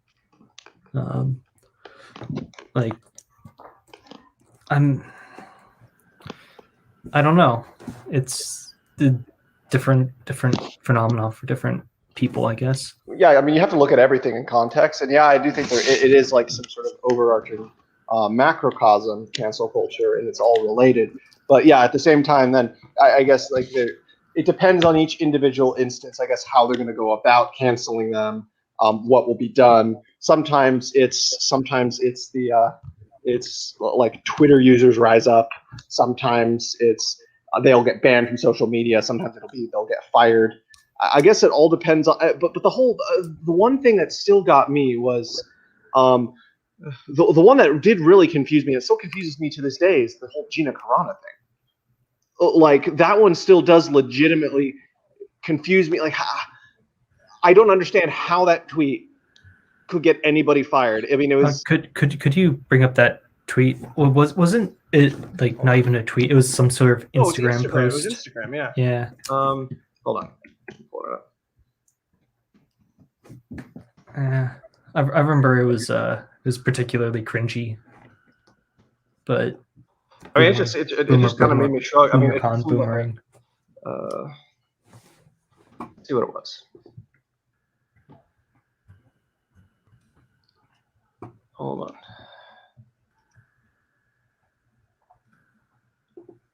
Okay. I'll share my screen. Okay, so it says, so the tweet was, the Jews were beaten in the streets, early on the Jews were beaten in the streets, not by Nazi soldiers, but by their neighbors, even by children. Because history is edited, most people today don't realize that to get to the point where Nazi soldiers could easily round up thousands of Jews, the government first made their own neighbors hate them simply for being Jews. How is that any different than someone hating somebody for their political views? Yeah, I know. I mean, she. Okay, so my only criticism of this tweet is appealing to Godwin's law. She shouldn't have done that. That was a little over the top. But at the same time, what she is saying is by no means incorrect. I mean, she's absolutely right in her messaging. But she didn't like give any one specific. She didn't name any particular groups in general. She didn't say Democrats are like the Nazis and Republicans are the Jews. It's sort of implied, I guess. It's like I can see how, like, I don't know, someone who is Jewish could see this as like rather insensitive. No, but the weird thing is, so there was this former senator who went on Real Time with Bill Maher shortly after that, and this lady straight up, I was like shocked because it seemed like a caricature. She said Gina Carano. She actually called Gina Carano a Nazi who has KKK friends, and she said it like with a straight face. And then Bill Maher just came out and was like, what the fuck are you talking about? Are you stupid? But it's like, yeah, that doesn't make any sense. Calling somebody a Nazi for comparing for basically criticizing Nazi oppression or something, or using that as an analogy. That I just don't get that thought process. And yeah, again, I don't think she should have used that analogy because it is cringy. It's a little over the top. But either way, I mean, the essence of what she said is like, it doesn't even. It even seems like that's not even something that needed to be said. It just seems like it's just kind of like conventional wisdom at this point. And it's like I feel like she's getting banned for stating the obvious. I don't know. That's just me, though. That's just me. I think you and I disagree on this, but it just doesn't make sense to me. That's like I think that was the moment when they finally the left finally lost the plot as it relates to cancel culture. Well, out of all of the political posts one could make, it's like this just seems like the sloppiest like way of like A, Godwin's law, B, like why would you want to post this on Instagram of all places? It's like, yeah, it definitely was. I mean, I definitely wouldn't have done it. But the thing is, it's like it's more so. Yeah, it probably wasn't like the best place to do it, but still, that doesn't like. But the reaction was. I mean, it would be one thing if they say, "Hey, this is cringe. You're doing Godwin's law," and then she quietly takes it down. There is no That's one thing. conversation. It's social media. It's all impulse. Yes, it was. And the thing is, Disney didn't even give her a call or call her in to tell her that she was terminated from her job. She found out on social media by an article that she was fired. That is the most unprofessional, rude, disrespectful thing. Like that is a absolutely disgusting. There's just something about that is it's not good form. Trump's go-to method of firing people. What? Yeah, like Trump's handling of his or not handling of his cabinet. It's totally Trump. It's totally a Trump thing. It's funny. I like LSP's example of Justine Sacco, her tweet. It's she said I found the tweet. She said going to Africa. Hope I don't get AIDS. Just kidding. I'm white. Oh, okay. Okay, that makes it up. She was a PR executive. Okay, well, she's a PR executive. Okay, then I actually think that her firing is justified because that's bad PR. That's like that's like somebody working for the Title IX University at a website posting on her Facebook page like a rape joke. Yeah, no, I agree that it's like if he was like an engineer or maybe a finance person, I could say like, yeah, she shouldn't have been fired for that. But no, if your job is PR, yeah, no, you demonstrated with that tweet that I don't know how to do PR. Yeah, like I don't even know. Like, I mean, I'm a pretty impulsive person, but like, not even I would do. Yeah, I would. Like, that is just that is beyond edgy. We are talking about somebody who has like less than 100 Twitter followers for a company none of you have ever heard of. Oh, yeah, but her job is PR though. That's the problem though. It's like your example would work better if she was like finance or something. Like her job is literally. I thought maybe she was like a larger. She was like not like sort of like a minorly semi high profile person, just from the way the whole situation was just described. But if she was like that small and it was just like a little tiny personal Twitter account, that does. But the fact that she's PR though, for me though, the fact that she's PR shows that I can't do my job. Well, yeah, no, it's definitely unprofessional, but I think that would be like. They didn't fire her because she couldn't do her job. They didn't fire her for that tweet. They fired her for the blowback that came from that tweet, which blew up like the world over for a joke. Yeah, it was all optics. Nobody was mad at this tweet because she worked PR. Nobody knew that. Nobody cared. The issue was that she made a joke that people thought was inappropriate. I personally wouldn't make that joke, but again, now that you're bringing that into perspective, LSP, with regards to the people dogpiling her. So basically, it sounds like then now because I didn't have that information before, I was not aware that was the main reason. So it sounds like basically it was just they fired her for the sake of optics. Which I would argue is still PR though. Started calling her and dogpiling the company she worked for. They started dogpiling the company itself. I would still argue that that's PR, and therefore she failed at her job. Yeah, I know, Chris. You would argue anything that's convenient and easy at any given time. Her job is PR, and she got the company PR bad for what PR. company? Name the company. Without looking it up, name the company. Acme. It was Acme. Because you're gonna like look it up. You don't know. I'm not gonna look it up. I don't. It doesn't matter what the company is. It was whatever the company is. She got the company bad PR. Therefore, she's bad at PR. That's tautological. Amazing. Yeah. By definition, everyone brings bad PR when they get canceled. Yeah, but her job is PR. Everyone. That's just irony, though. Any kind, your job is PR. Sure, I will agree with question. It is irony. The same argument by Chris's dumbass argument. Gina, what's her face, is just as fireable for this exact same reason. She brought bad PR on Disney. I mean, if she was finance, I would say, yeah, I would agree with you if she was finance. If she was finance or engineering or IT, I'd agree. She was the face of a business. What are you talking about? The face of a media platform. She was the face of a television show, television show Disney was sponsoring. How is that any worse PR? I mean, she was only a secondary character. She was only in like. Oh wait, are you going back to Gina?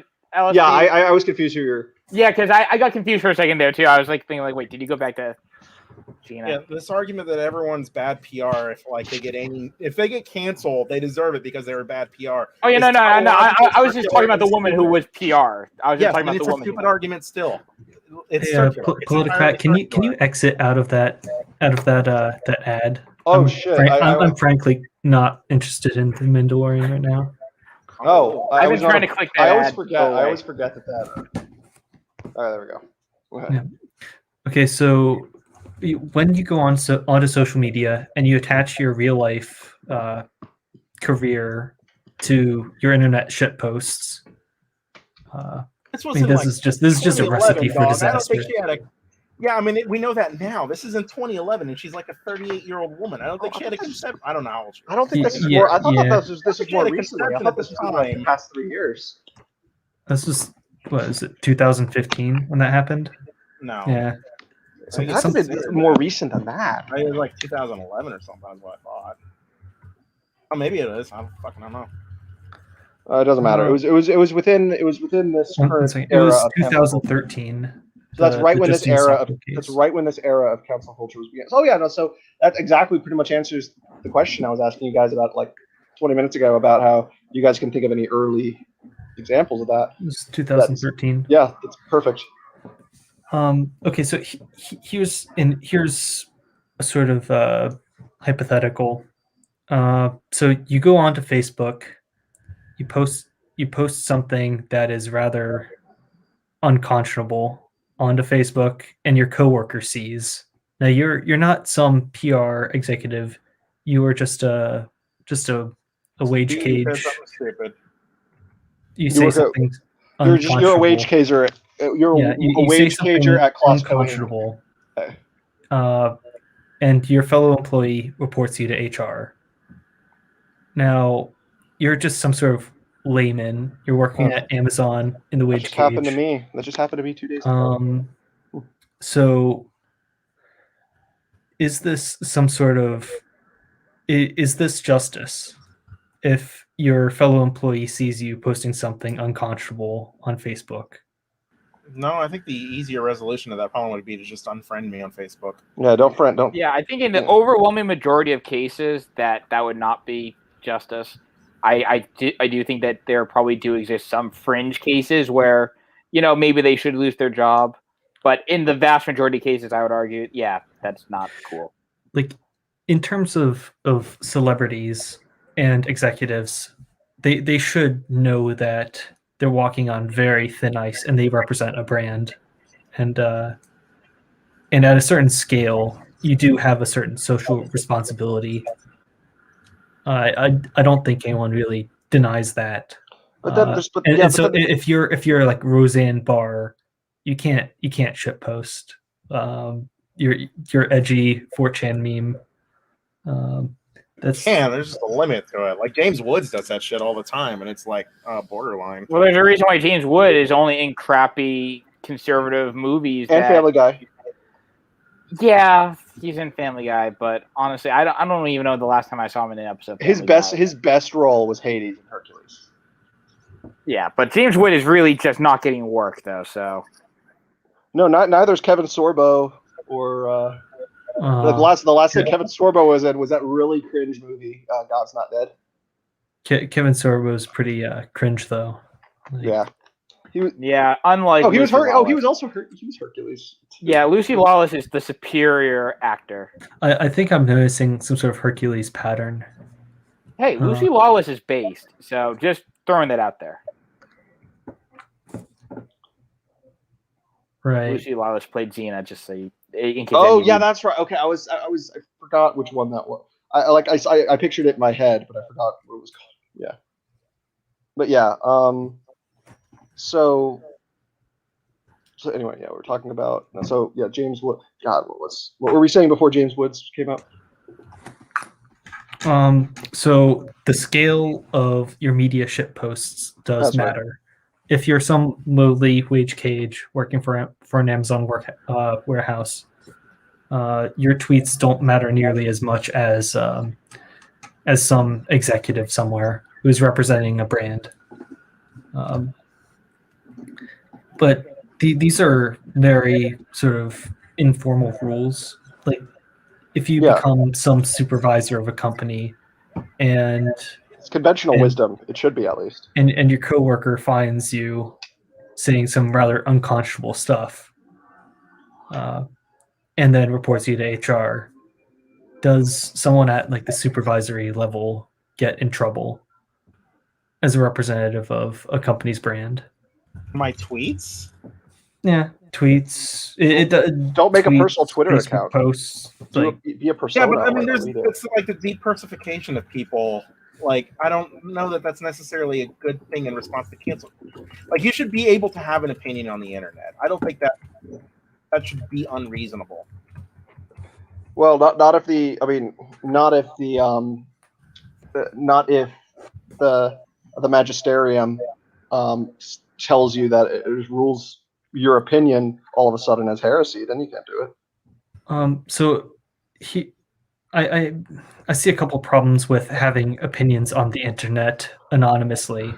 It's because if you are a fringe weirdo, you can find 1,000 who is into some weirdly specific thing. You can find 1,001 other fringe weirdos with a dedicated community servicing you.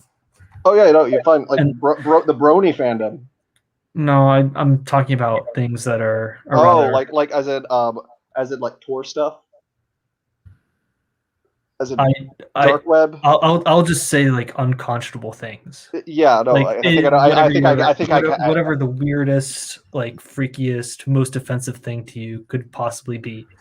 Like, these communities will find each other and network because it's the World Wide Web. It's a massive network, and the merger of your weirdest ideas mixed with semi-anonymity is a certain incentive to dogpile, and on behalf of some community, is a recipe for a disaster, professionally, and for I guess society as a whole. there still is a reason why. I mean, it's because of this. Because this is sort of like in the back of my. That's why I don't make really political posts on Facebook. And I think Closington, I think you and I are friends. I forget. I think no, we aren't. Oh no, never mind. I was thinking of this is in Chicago. Yeah. No, but either way, so I refrain from posting political stuff. Like the only like remotely political things I've posted, and this was like within the past 6 months. One of them was like a joke about how about like how like it was like a Star Wars thing with about it was something about how free trade is more important than union workers. But then another one, I was criticizing teachers' union. Those are the only two remotely political things. I mean, I think that's a generally good thing. And then I even went back and purged every single remotely political tweet I made from like the past 5 years once because I just don't want. I just don't want to take any risks. No, that's an That's issue. exactly why I'm anonymous on Twitter, because I can be a persona. I mean, that's a defense reaction, right? Like, we don't want I don't want to live in a world where people are afraid to have an opinion publicly. Well, it's not even afraid. Like, honestly, if I weren't if I weren't the politicrat, I weren't on Twitter, like I'd only be the only I created a Twitter account with the expressed intent that I would be anonymous, and I like wouldn't go on it otherwise. Not because I'm scared, but because I just don't want to expose myself. All four of us are anonymous on here, so yeah. I mean, why be anonymous on like YouTube? It's like it's to prevent something like cancel culture from happening. No, precise. So yeah, I was or from having people come for your like family or for your well-being.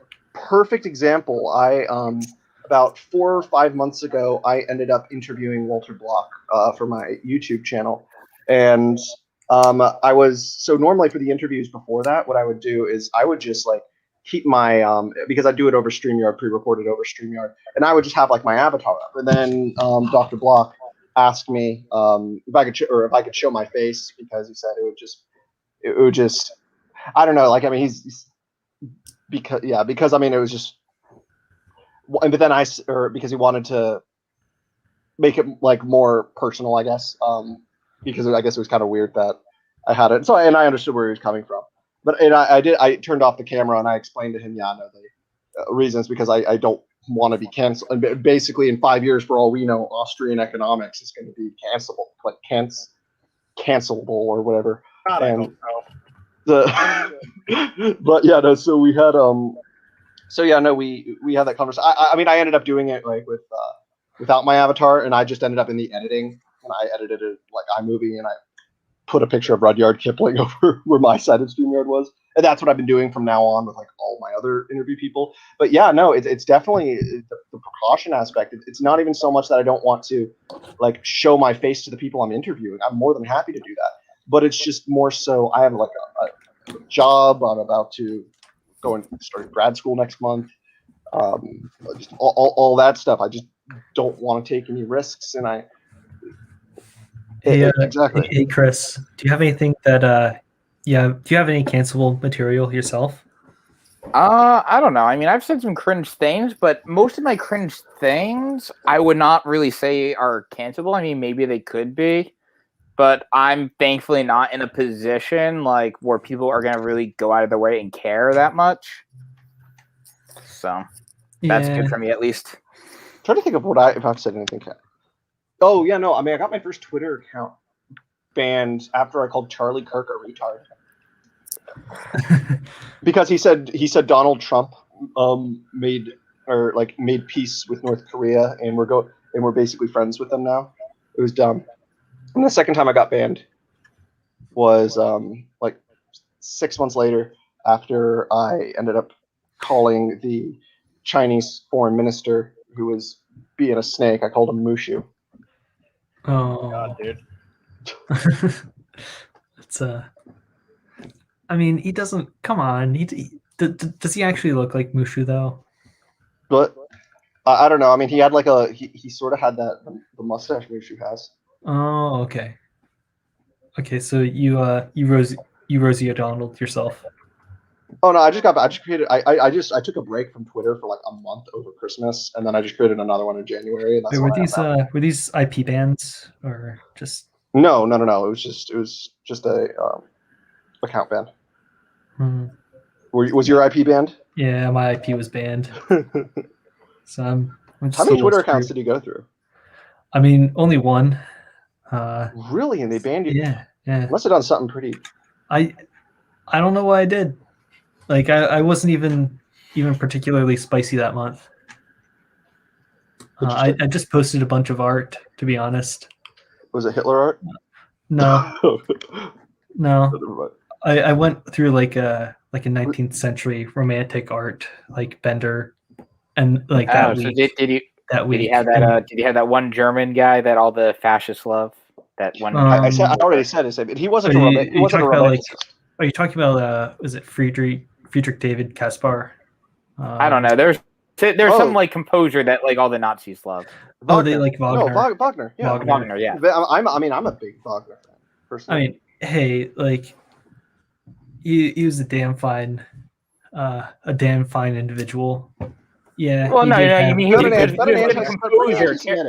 a good composer, terrible person.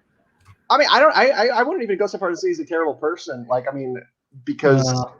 But he was definitely. He was an edgy boy. He was definitely edgy.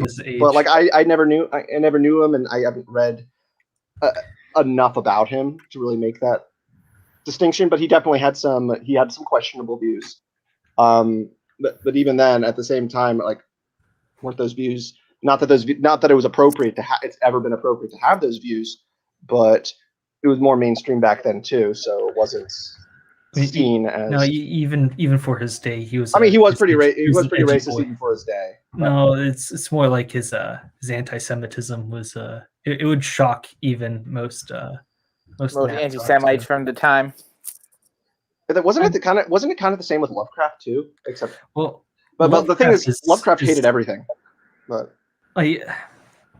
Lovecraft's a weird case, because he was shockingly racist and sexist for his time, like shockingly. Uh, I don't even know if it was necessarily about. I think he just hated anything that wasn't. He changed a lot of his opinions over time. C, he had a very loving Jewish wife, and where am I at? D or C? The next one.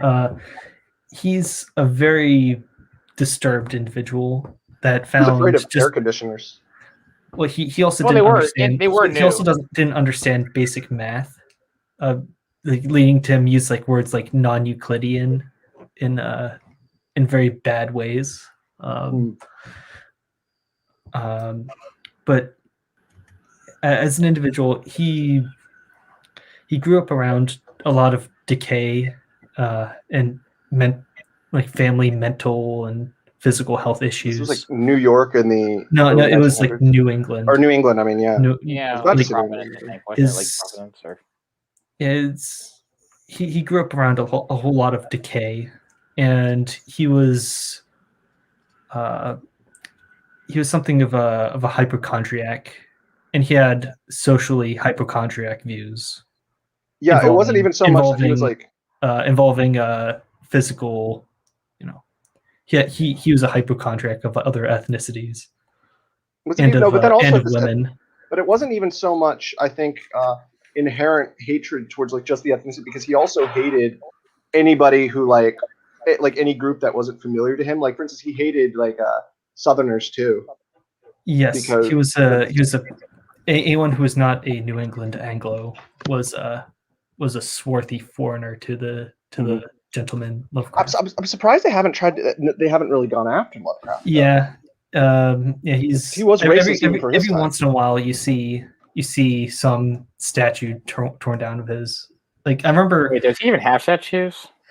I remember in his hometown he had a library named after him, and made an they tore his library tore down his it wasn't a statue, but it was like one of those metal heads, like those big, bust, like, yeah.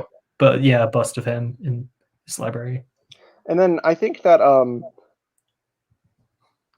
so there's Lovecraft, and so what I've seen something kind of interesting lately too, and I know it's not like big in the news, but people like me who float around kind of in those nerd realms it's definitely caught my eye. Are you gonna say Tolkien? I was about to say, so for the years and years and years, people have been trying to vilify Tolkien. They're like, oh, he was anti-gay because he was a Catholic.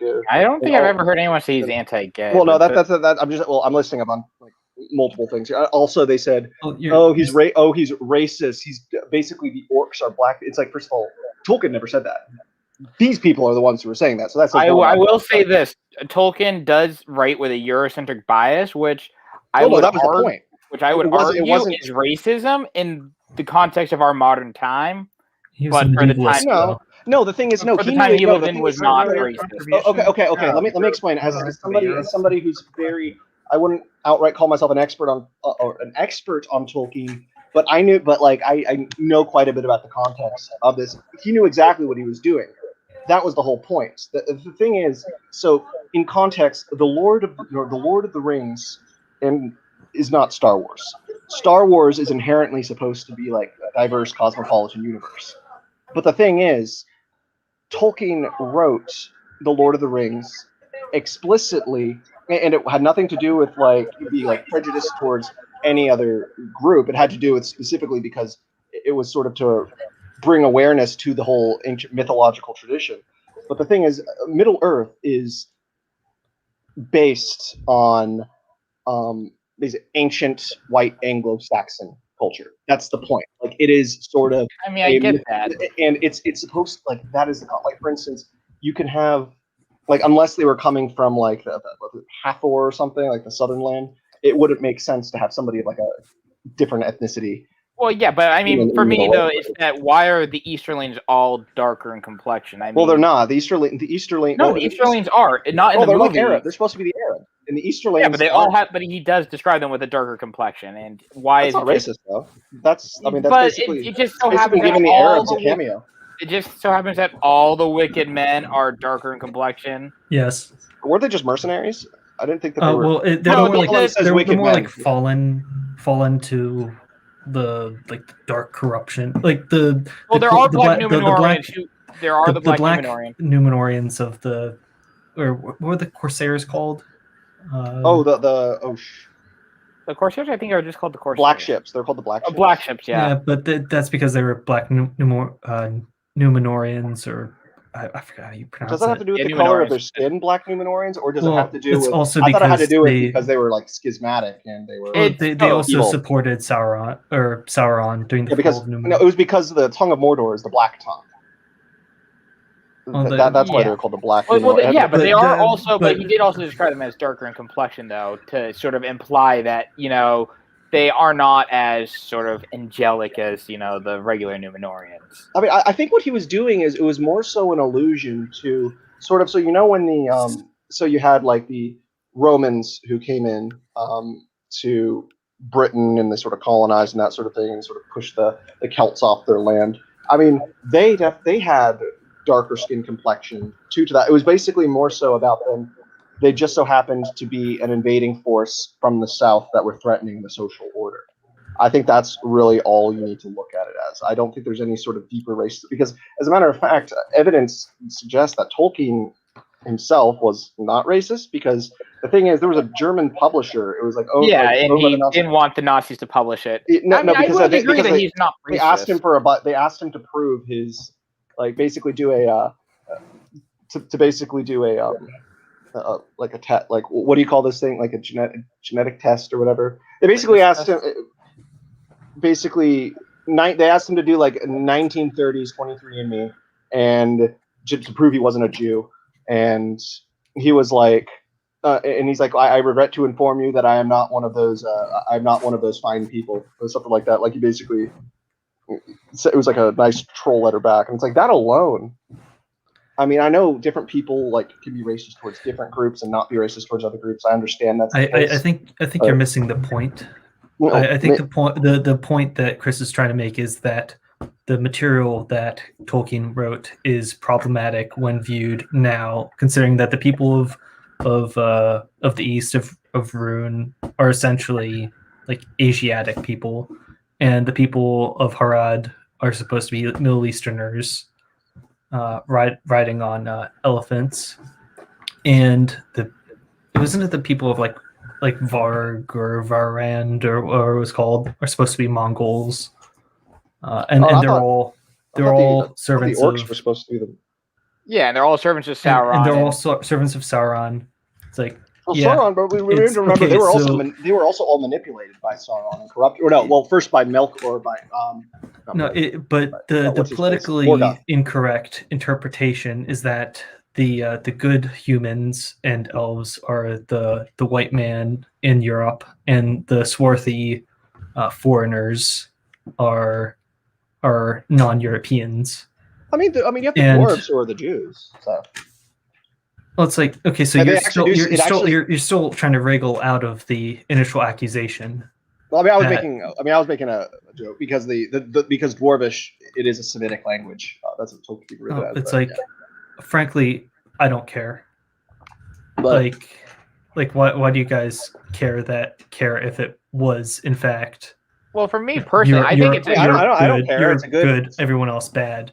Well, for me personally, I think this is some sort of power fantasy. Well, for me personally, I think it's a way that you can actually show like a good example of like product of their time, because a lot of times when people say somebody was a product of their time, they do so as to deflect from their peers. And I think with Tolkien, in the context of his time, he was not racist. And in our modern context, he probably would be. But I think it shows that like this is a good example of product of their time. He was a product of their time. But in his time, he was pretty not racist in that he was, he did not want the Nazis to get a publishing of his work because he didn't support Nazism. So I think that Tolkien is a pretty good example of product of their time. And for me, it's just a good example of how to show when to use a product of their time versus not use it. I would not say like, oh, well, George Washington is just a product of his time. Another great example of somebody. Great example of somebody who was a product of his time was Thomas Jefferson. Definitely a product of his time, because the thing is, because his solution for slavery eventually. I mean, he definitely had cognitive dissonance going on and he was not perfect. But what's kind of funny is the progressive solution back then with how to deal with free black slaves was to repatriate them to their own country, which is basically the white nationalist position, the far right position today.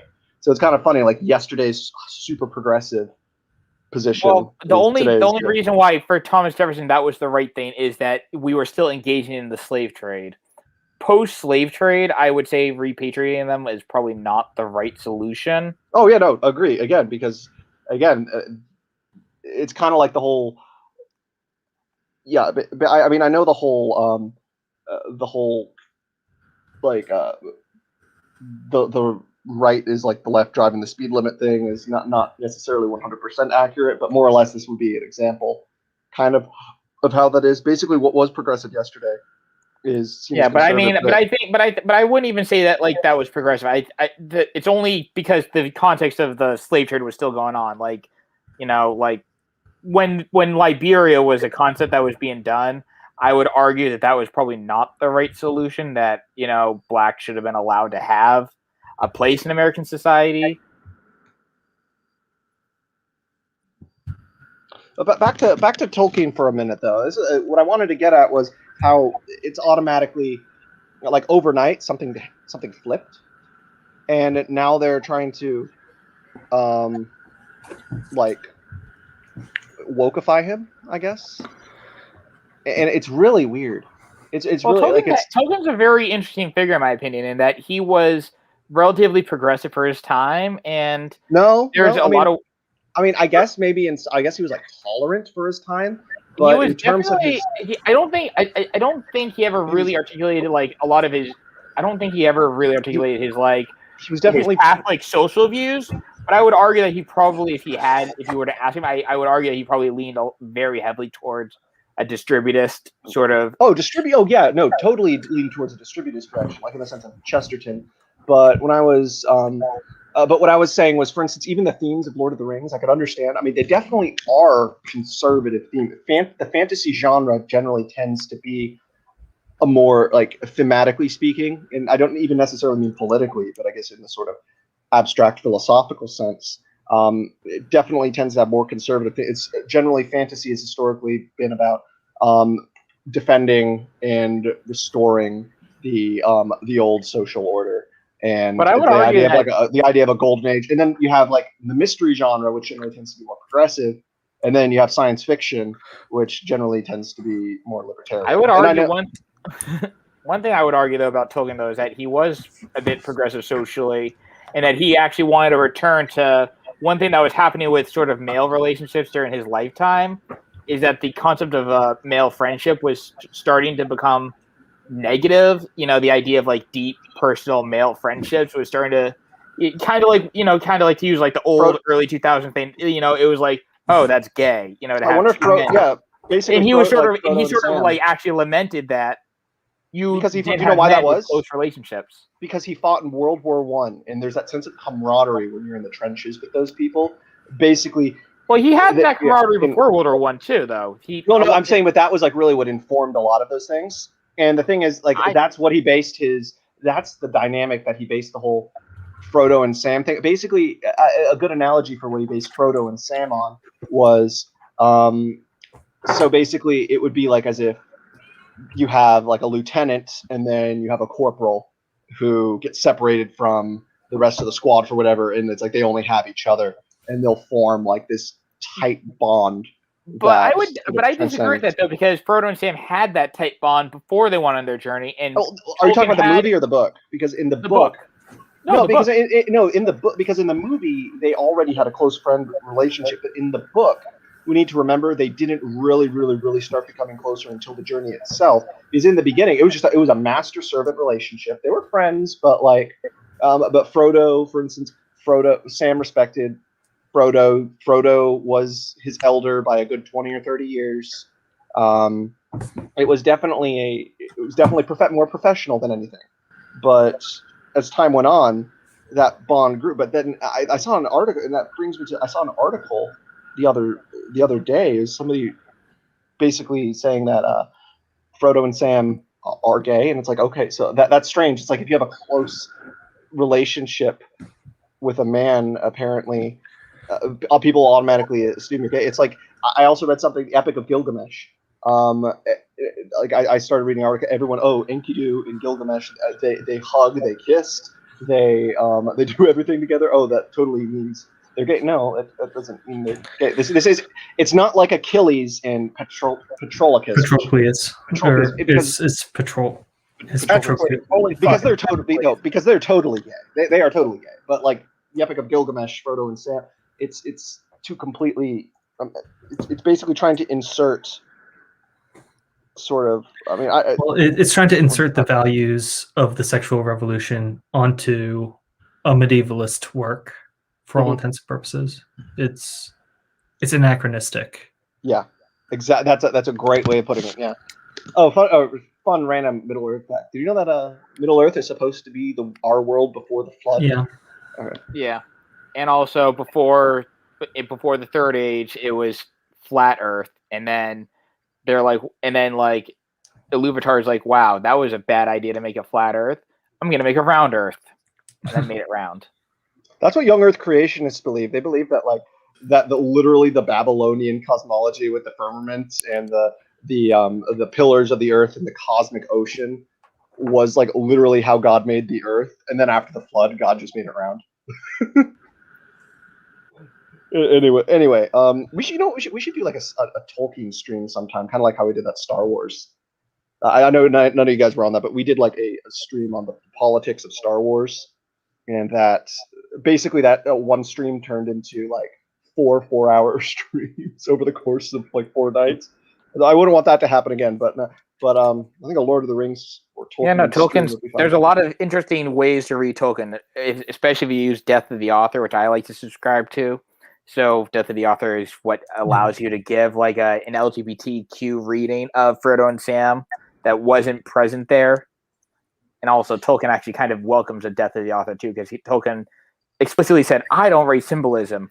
Wink. No. Okay, so he was referring to a lot of people take that out of context. He said allegory, not symbolism, because he used the term allegory, but the thing is, he didn't mean it like, oh yeah, no, I don't like allegory. He was referring to one particular instance in using allegory. I forget exactly what it was, and he was also talking about making it so overt. Because Frodo, he was basically saying that I'm not C.S. Lewis. I'm not my bro Lewis over there. My bro Lewis, he was explicit. I am not explicit. But either way, yeah, no. But Tolkien still, he managed. Yeah, he wanted to make it. He even said that it was a Catholic work. He basically. I was literally about to say it is a fundamentally religious work. You have Frodo, Aragorn, and Gandalf, who respectively represent the priest, the king, and the prophet, which are basically the 3 roles that Christ had.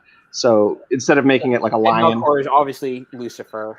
Yeah, instead of making it like making Jesus a based lion, he separated him into like 3 different parts for the 3 different roles that he had. But I have noticed what is interesting though, the sort of the anti-theist crowd.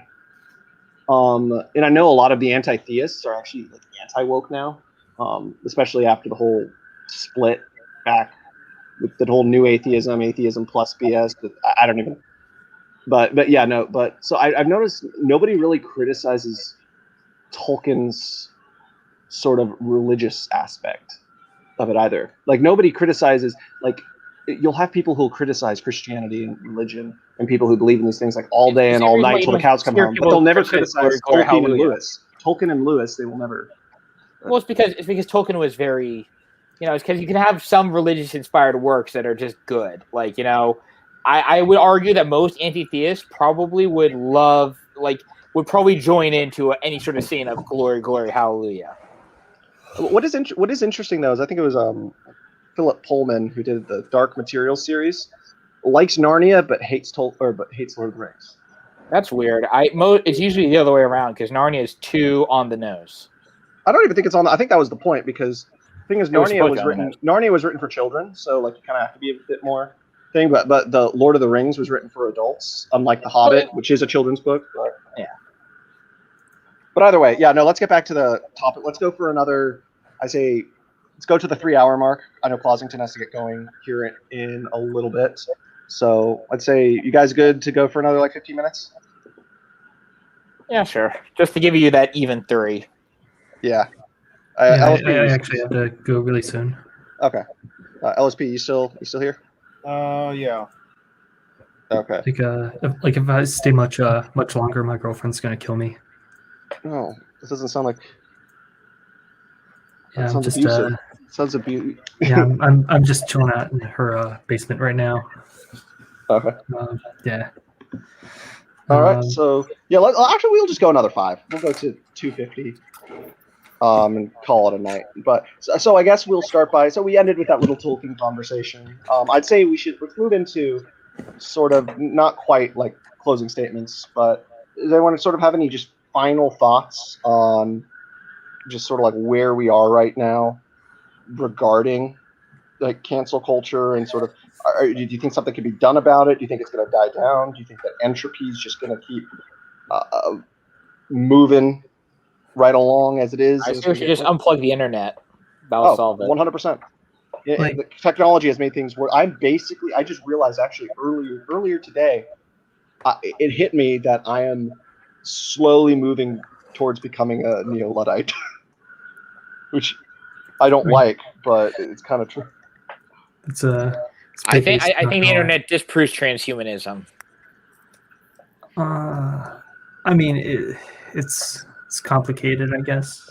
I mean, I'm basically, for instance, I am like there are people. I was arguing with somebody on I think it was like Twitter or Facebook the other day. They were arguing that like robots are capable of making art, even if it's but I was trying to tell them, even if it is like the most beautiful painting ever, it is still not art because it doesn't come from any sort of intuition. And in order for it to be art, it has to come from some sort of, and I don't know. It just seems like, I don't know. I know that's getting a little off top, but yeah, no, I just think technology is pretty much ruining everything. They said it was going to be our salvation and bring us all closer together, but again, the more and more connected we become through technology, the less and less connected we become from the true like outward communities with each other. It's Putnam's bowling alone. I don't think that it's going away.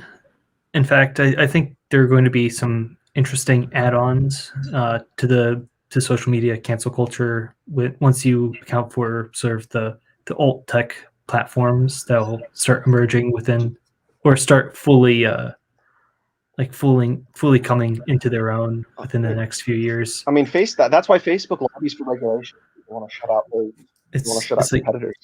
It's like right now you have Facebook and Google having a virtual monopoly on internet advertising. Yep. Like how long can they feasibly have this monopoly? Like something strange will eventually happen in the internet, and the ecosystem will change. And it's like, why do you think they were lobbying for net neutrality too? It was definitely because net neutrality would benefited Google, Facebook. Like I think there's a very interesting conversation to be had about what happens to people once they've been deplatformed, or I'm of the belief that banning people like Alex Jones actually creates these sort of alt tech cesspools that will these little to give your driver's license to these echo chambers. They'll find a way, and when they do, and they're off the beaten path, they will find their little echo chambers, and then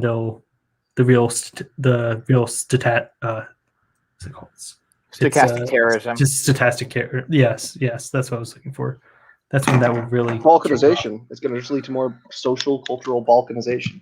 Well, in a sense, it's not balkanization. It's more like a bunch of crazies on rafts that were jettisoned from the mainland, and now they're coming back and they're gonna light your house on fire. Okay. Like, I don't think something like QAnon could have happened without these little echo chambers developing.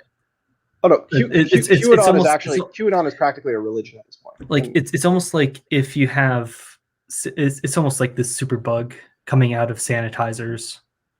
Oh yeah, I agree.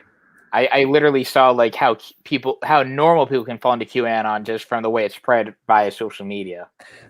Like, it's very strange how boomers interact with content on like Facebook or something like that. And they They're see always these. like, they always have like the most mainstream or just like the most predictable, like conservative or liberal viewpoints, and it's like It's not okay. So they start out with these basic views, and then in comes this weird chemistry formula virus concocted in the bowels of some little shithole, and it comes along and it sweeps up this latent energy that the boomer developed when they were grilling, and then they just kind of they fall into this little religion. They get this little idea and they won't let go because they're boomers and they will never let jokes go. it's a coping mechanism now. That's what I don't think it's a coping mechanism. I think it's just the way of the boomer. the way of the boomer. It's like you will never stop hearing Jimmy Hoffa jokes. You talk about them like they're like an animal you found on Animal Planet. Like, holy shit, dude. No, it's like, okay, The so boomer in his native environments. Probably conspiracy. I have, I mean, if I anecdotally, I have coworkers, family, and personal close family that have fallen down very, very strange rabbit holes. That's partly encouraged by the sort of business models of these sensationalist business models that these social media platforms have, that will just feed you conspiracy nonsense over and over and over again once you start going down rabbit holes. Because it's part of the grift. It's a part money. of the advertising grift. The advertising grift. Yeah, I know, because they're not directly doing it, but they're basically turning it into. Well, there's the advertising grift that social media companies do not want to turn toxic for sake of destroying the grift. So Like they'll ban crazies, and then the crazies will find alternative avenues to cook up their meme viruses, and then those meme viruses will infect the main platforms. Mm-hmm. Anyways, so that's why they're trying to shut down like Parler and Gab or whatever it's called. Well, Parler is actually just not a very good site. You know, they make you give your driver's license if you want to have full features. Oh yeah, no, and then there's like the Fediverse of like bizarre small micro apps. Where do you guys remember Yik Yak? I remember hearing about it. Oh, it was so much fun. It was so toxic. But, okay, anyway, but yeah, no. So yeah, I'm sorry. Finish what you're saying about the cancel culture. Your final points. I think there will be some very interesting developments in the pipeline when it comes to alternatives to outright Twitter bans with and replacing that with counter speech. I've heard about it. I don't know much about it. I just know that the zeitgeist is pushing towards it in Silicon Valley. I think the development of alt tech is interesting, but it won't actually have an impact on the incentives that encourage something like cancel culture and mass mobbing to actually keep happening. I don't think that there are any practical solutions other than going either full neo-Luddite and taking the TED pill, or the TED pill, or going full ham and completely embracing the suck and ride the Kali Yuga. Ride the Kali Yuga by becoming a full-on, I wouldn't say like grifter, but a fanatic grifter of the Alex Jones variety that surfs the Kali Yuga. Well, surf the Kali Yuga, ride the tiger, whichever one you choose.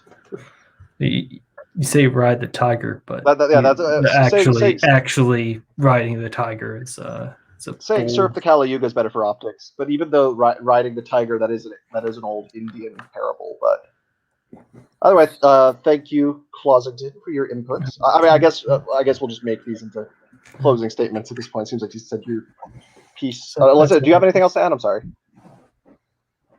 Do I have anything else to add? No, Closington. Did you have anything else to add? Or no, I'm good. Okay. Let's do Chris and then LSP. Chris, what are your final thoughts, closing statements? Yeah, I pretty much agree with a lot of what Closington says. I mean, for me personally, I still think cancel culture is kind of nebulous, and I think maybe having different terms for different things or categorizing in different ways would probably be helpful, just so that way everyone's on the same page. Because it's always annoying, like having to be like, well, trying to get on the same page as somebody else who has a different definition of cancel culture. Yeah, I was actually, believe it or not, so you came on my very first, way back to episode 1 last August, and I recall, like, it was the very end of the episode, we were having a debate, and you were basically saying there's no such thing as cancel culture, and that's why I wanted to bring you up. Yeah, well, because I mean, for me, view a little bit, and yeah, that's interesting. Well, it's not so much I changed my view. It's not so much that I changed my view. It's that I still don't view cancel culture as a thing. I think I am one of those lefties that LSP was talking about that says like cancel culture is not a thing. But the reason why I say it's not a thing is because I think it's a very nebulous term, and I think it doesn't really. Okay. Doesn't really I see work. I see what you mean. It's not a useful term. Because like I said, as we talked about in the show, there's different things. Cancel culture means different things to different people, and it's just for that reason, it's not useful. Okay. All right, do you have anything else? Or? Nope. That's all for me. All right, and LSP. Closing statements, final thoughts. Yeah, I mean, I don't know what to say. Like, I think cancel culture is pretty recognizable. I'm not so sure examples of, well, somebody was canceled, but it was only one peer who wrote a mean article or something like that is necessarily the best example. Chris didn't really have anything to add to the conversation other than, I don't know what cancel culture means. It's a nebulous term. By the way, Lord of the Rings, this. So, I mean, I guess in that sense, it was a conversation dead end. That said, everything else, I enjoy talking with you guys. It's an interesting topic. It's worth discussing, greater depth. And thanks for having me on. Yeah, no problem. I'll just conclude by saying again, I know I pretty much stated this already earlier. It is cancel culture definitely exists. I don't know how anybody could. So basically, anybody who says it doesn't exist, I think, is lying outright. However, that said, sometimes what people call cancel culture is not cancel culture, and they're just saying it because either their feelings are hurt or they're like the whole thing with the fucking potato head thing. That's not cancel culture. And all the stuff that Dave Rubin and those guys talk about, what's cancel, it's usually not cancel culture. Cancel culture, again, I'll say Gina Carano or just things in that vein. But then sometimes cancel. I mean, it really all depends on the situation and the circumstances. Sometimes it's effective. Sometimes you get somebody just yeeted off of pretty much everything. Sometimes that works, and other times, I mean, they're like, for instance, Tucker Carlson, talking about him earlier. He's been pretty durable. He's undergone like a lot of attempts to cancel him. But so, I mean, I guess it just all depends on maybe the luck of the draw, the situation. Either way, no, I still think that I think that, end by saying I think cancel culture has always been here ever since the town Karens of Athens forced Socrates to drink the hemlock. But other than that, I just think that the rise of technology and social media has just exasperated that tenfold. Because now everybody can literally communicate with everyone else online, whereas you're just more confined to these more isolated communities back before the 80s. So I think that's why it's become really so prevalent now. But yeah, so anyway, thank you everybody for coming on to the season finale. I enjoyed talking with everybody, and I will say, yes, this was the season finale of the Political Pigpen. We're going to be taking about a month and a half hiatus. We'll be coming back sort of mid to the end of August. We need to take some time off, work on some things. I think that's kind of good. thing, whatever. But yeah, no, thank you everybody for tuning in. Not only is this a pretty good episode, I think we had a pretty decent first season. Second season, I think it's going to be even better. I have the Mop working on literally an anime intro for the for the show. It's going to be funny, but yeah. Again, thank you for like the third time, everyone who comes on. I hope you have a fantastic week or day, whatever. And I really hope to see you on future episodes next season.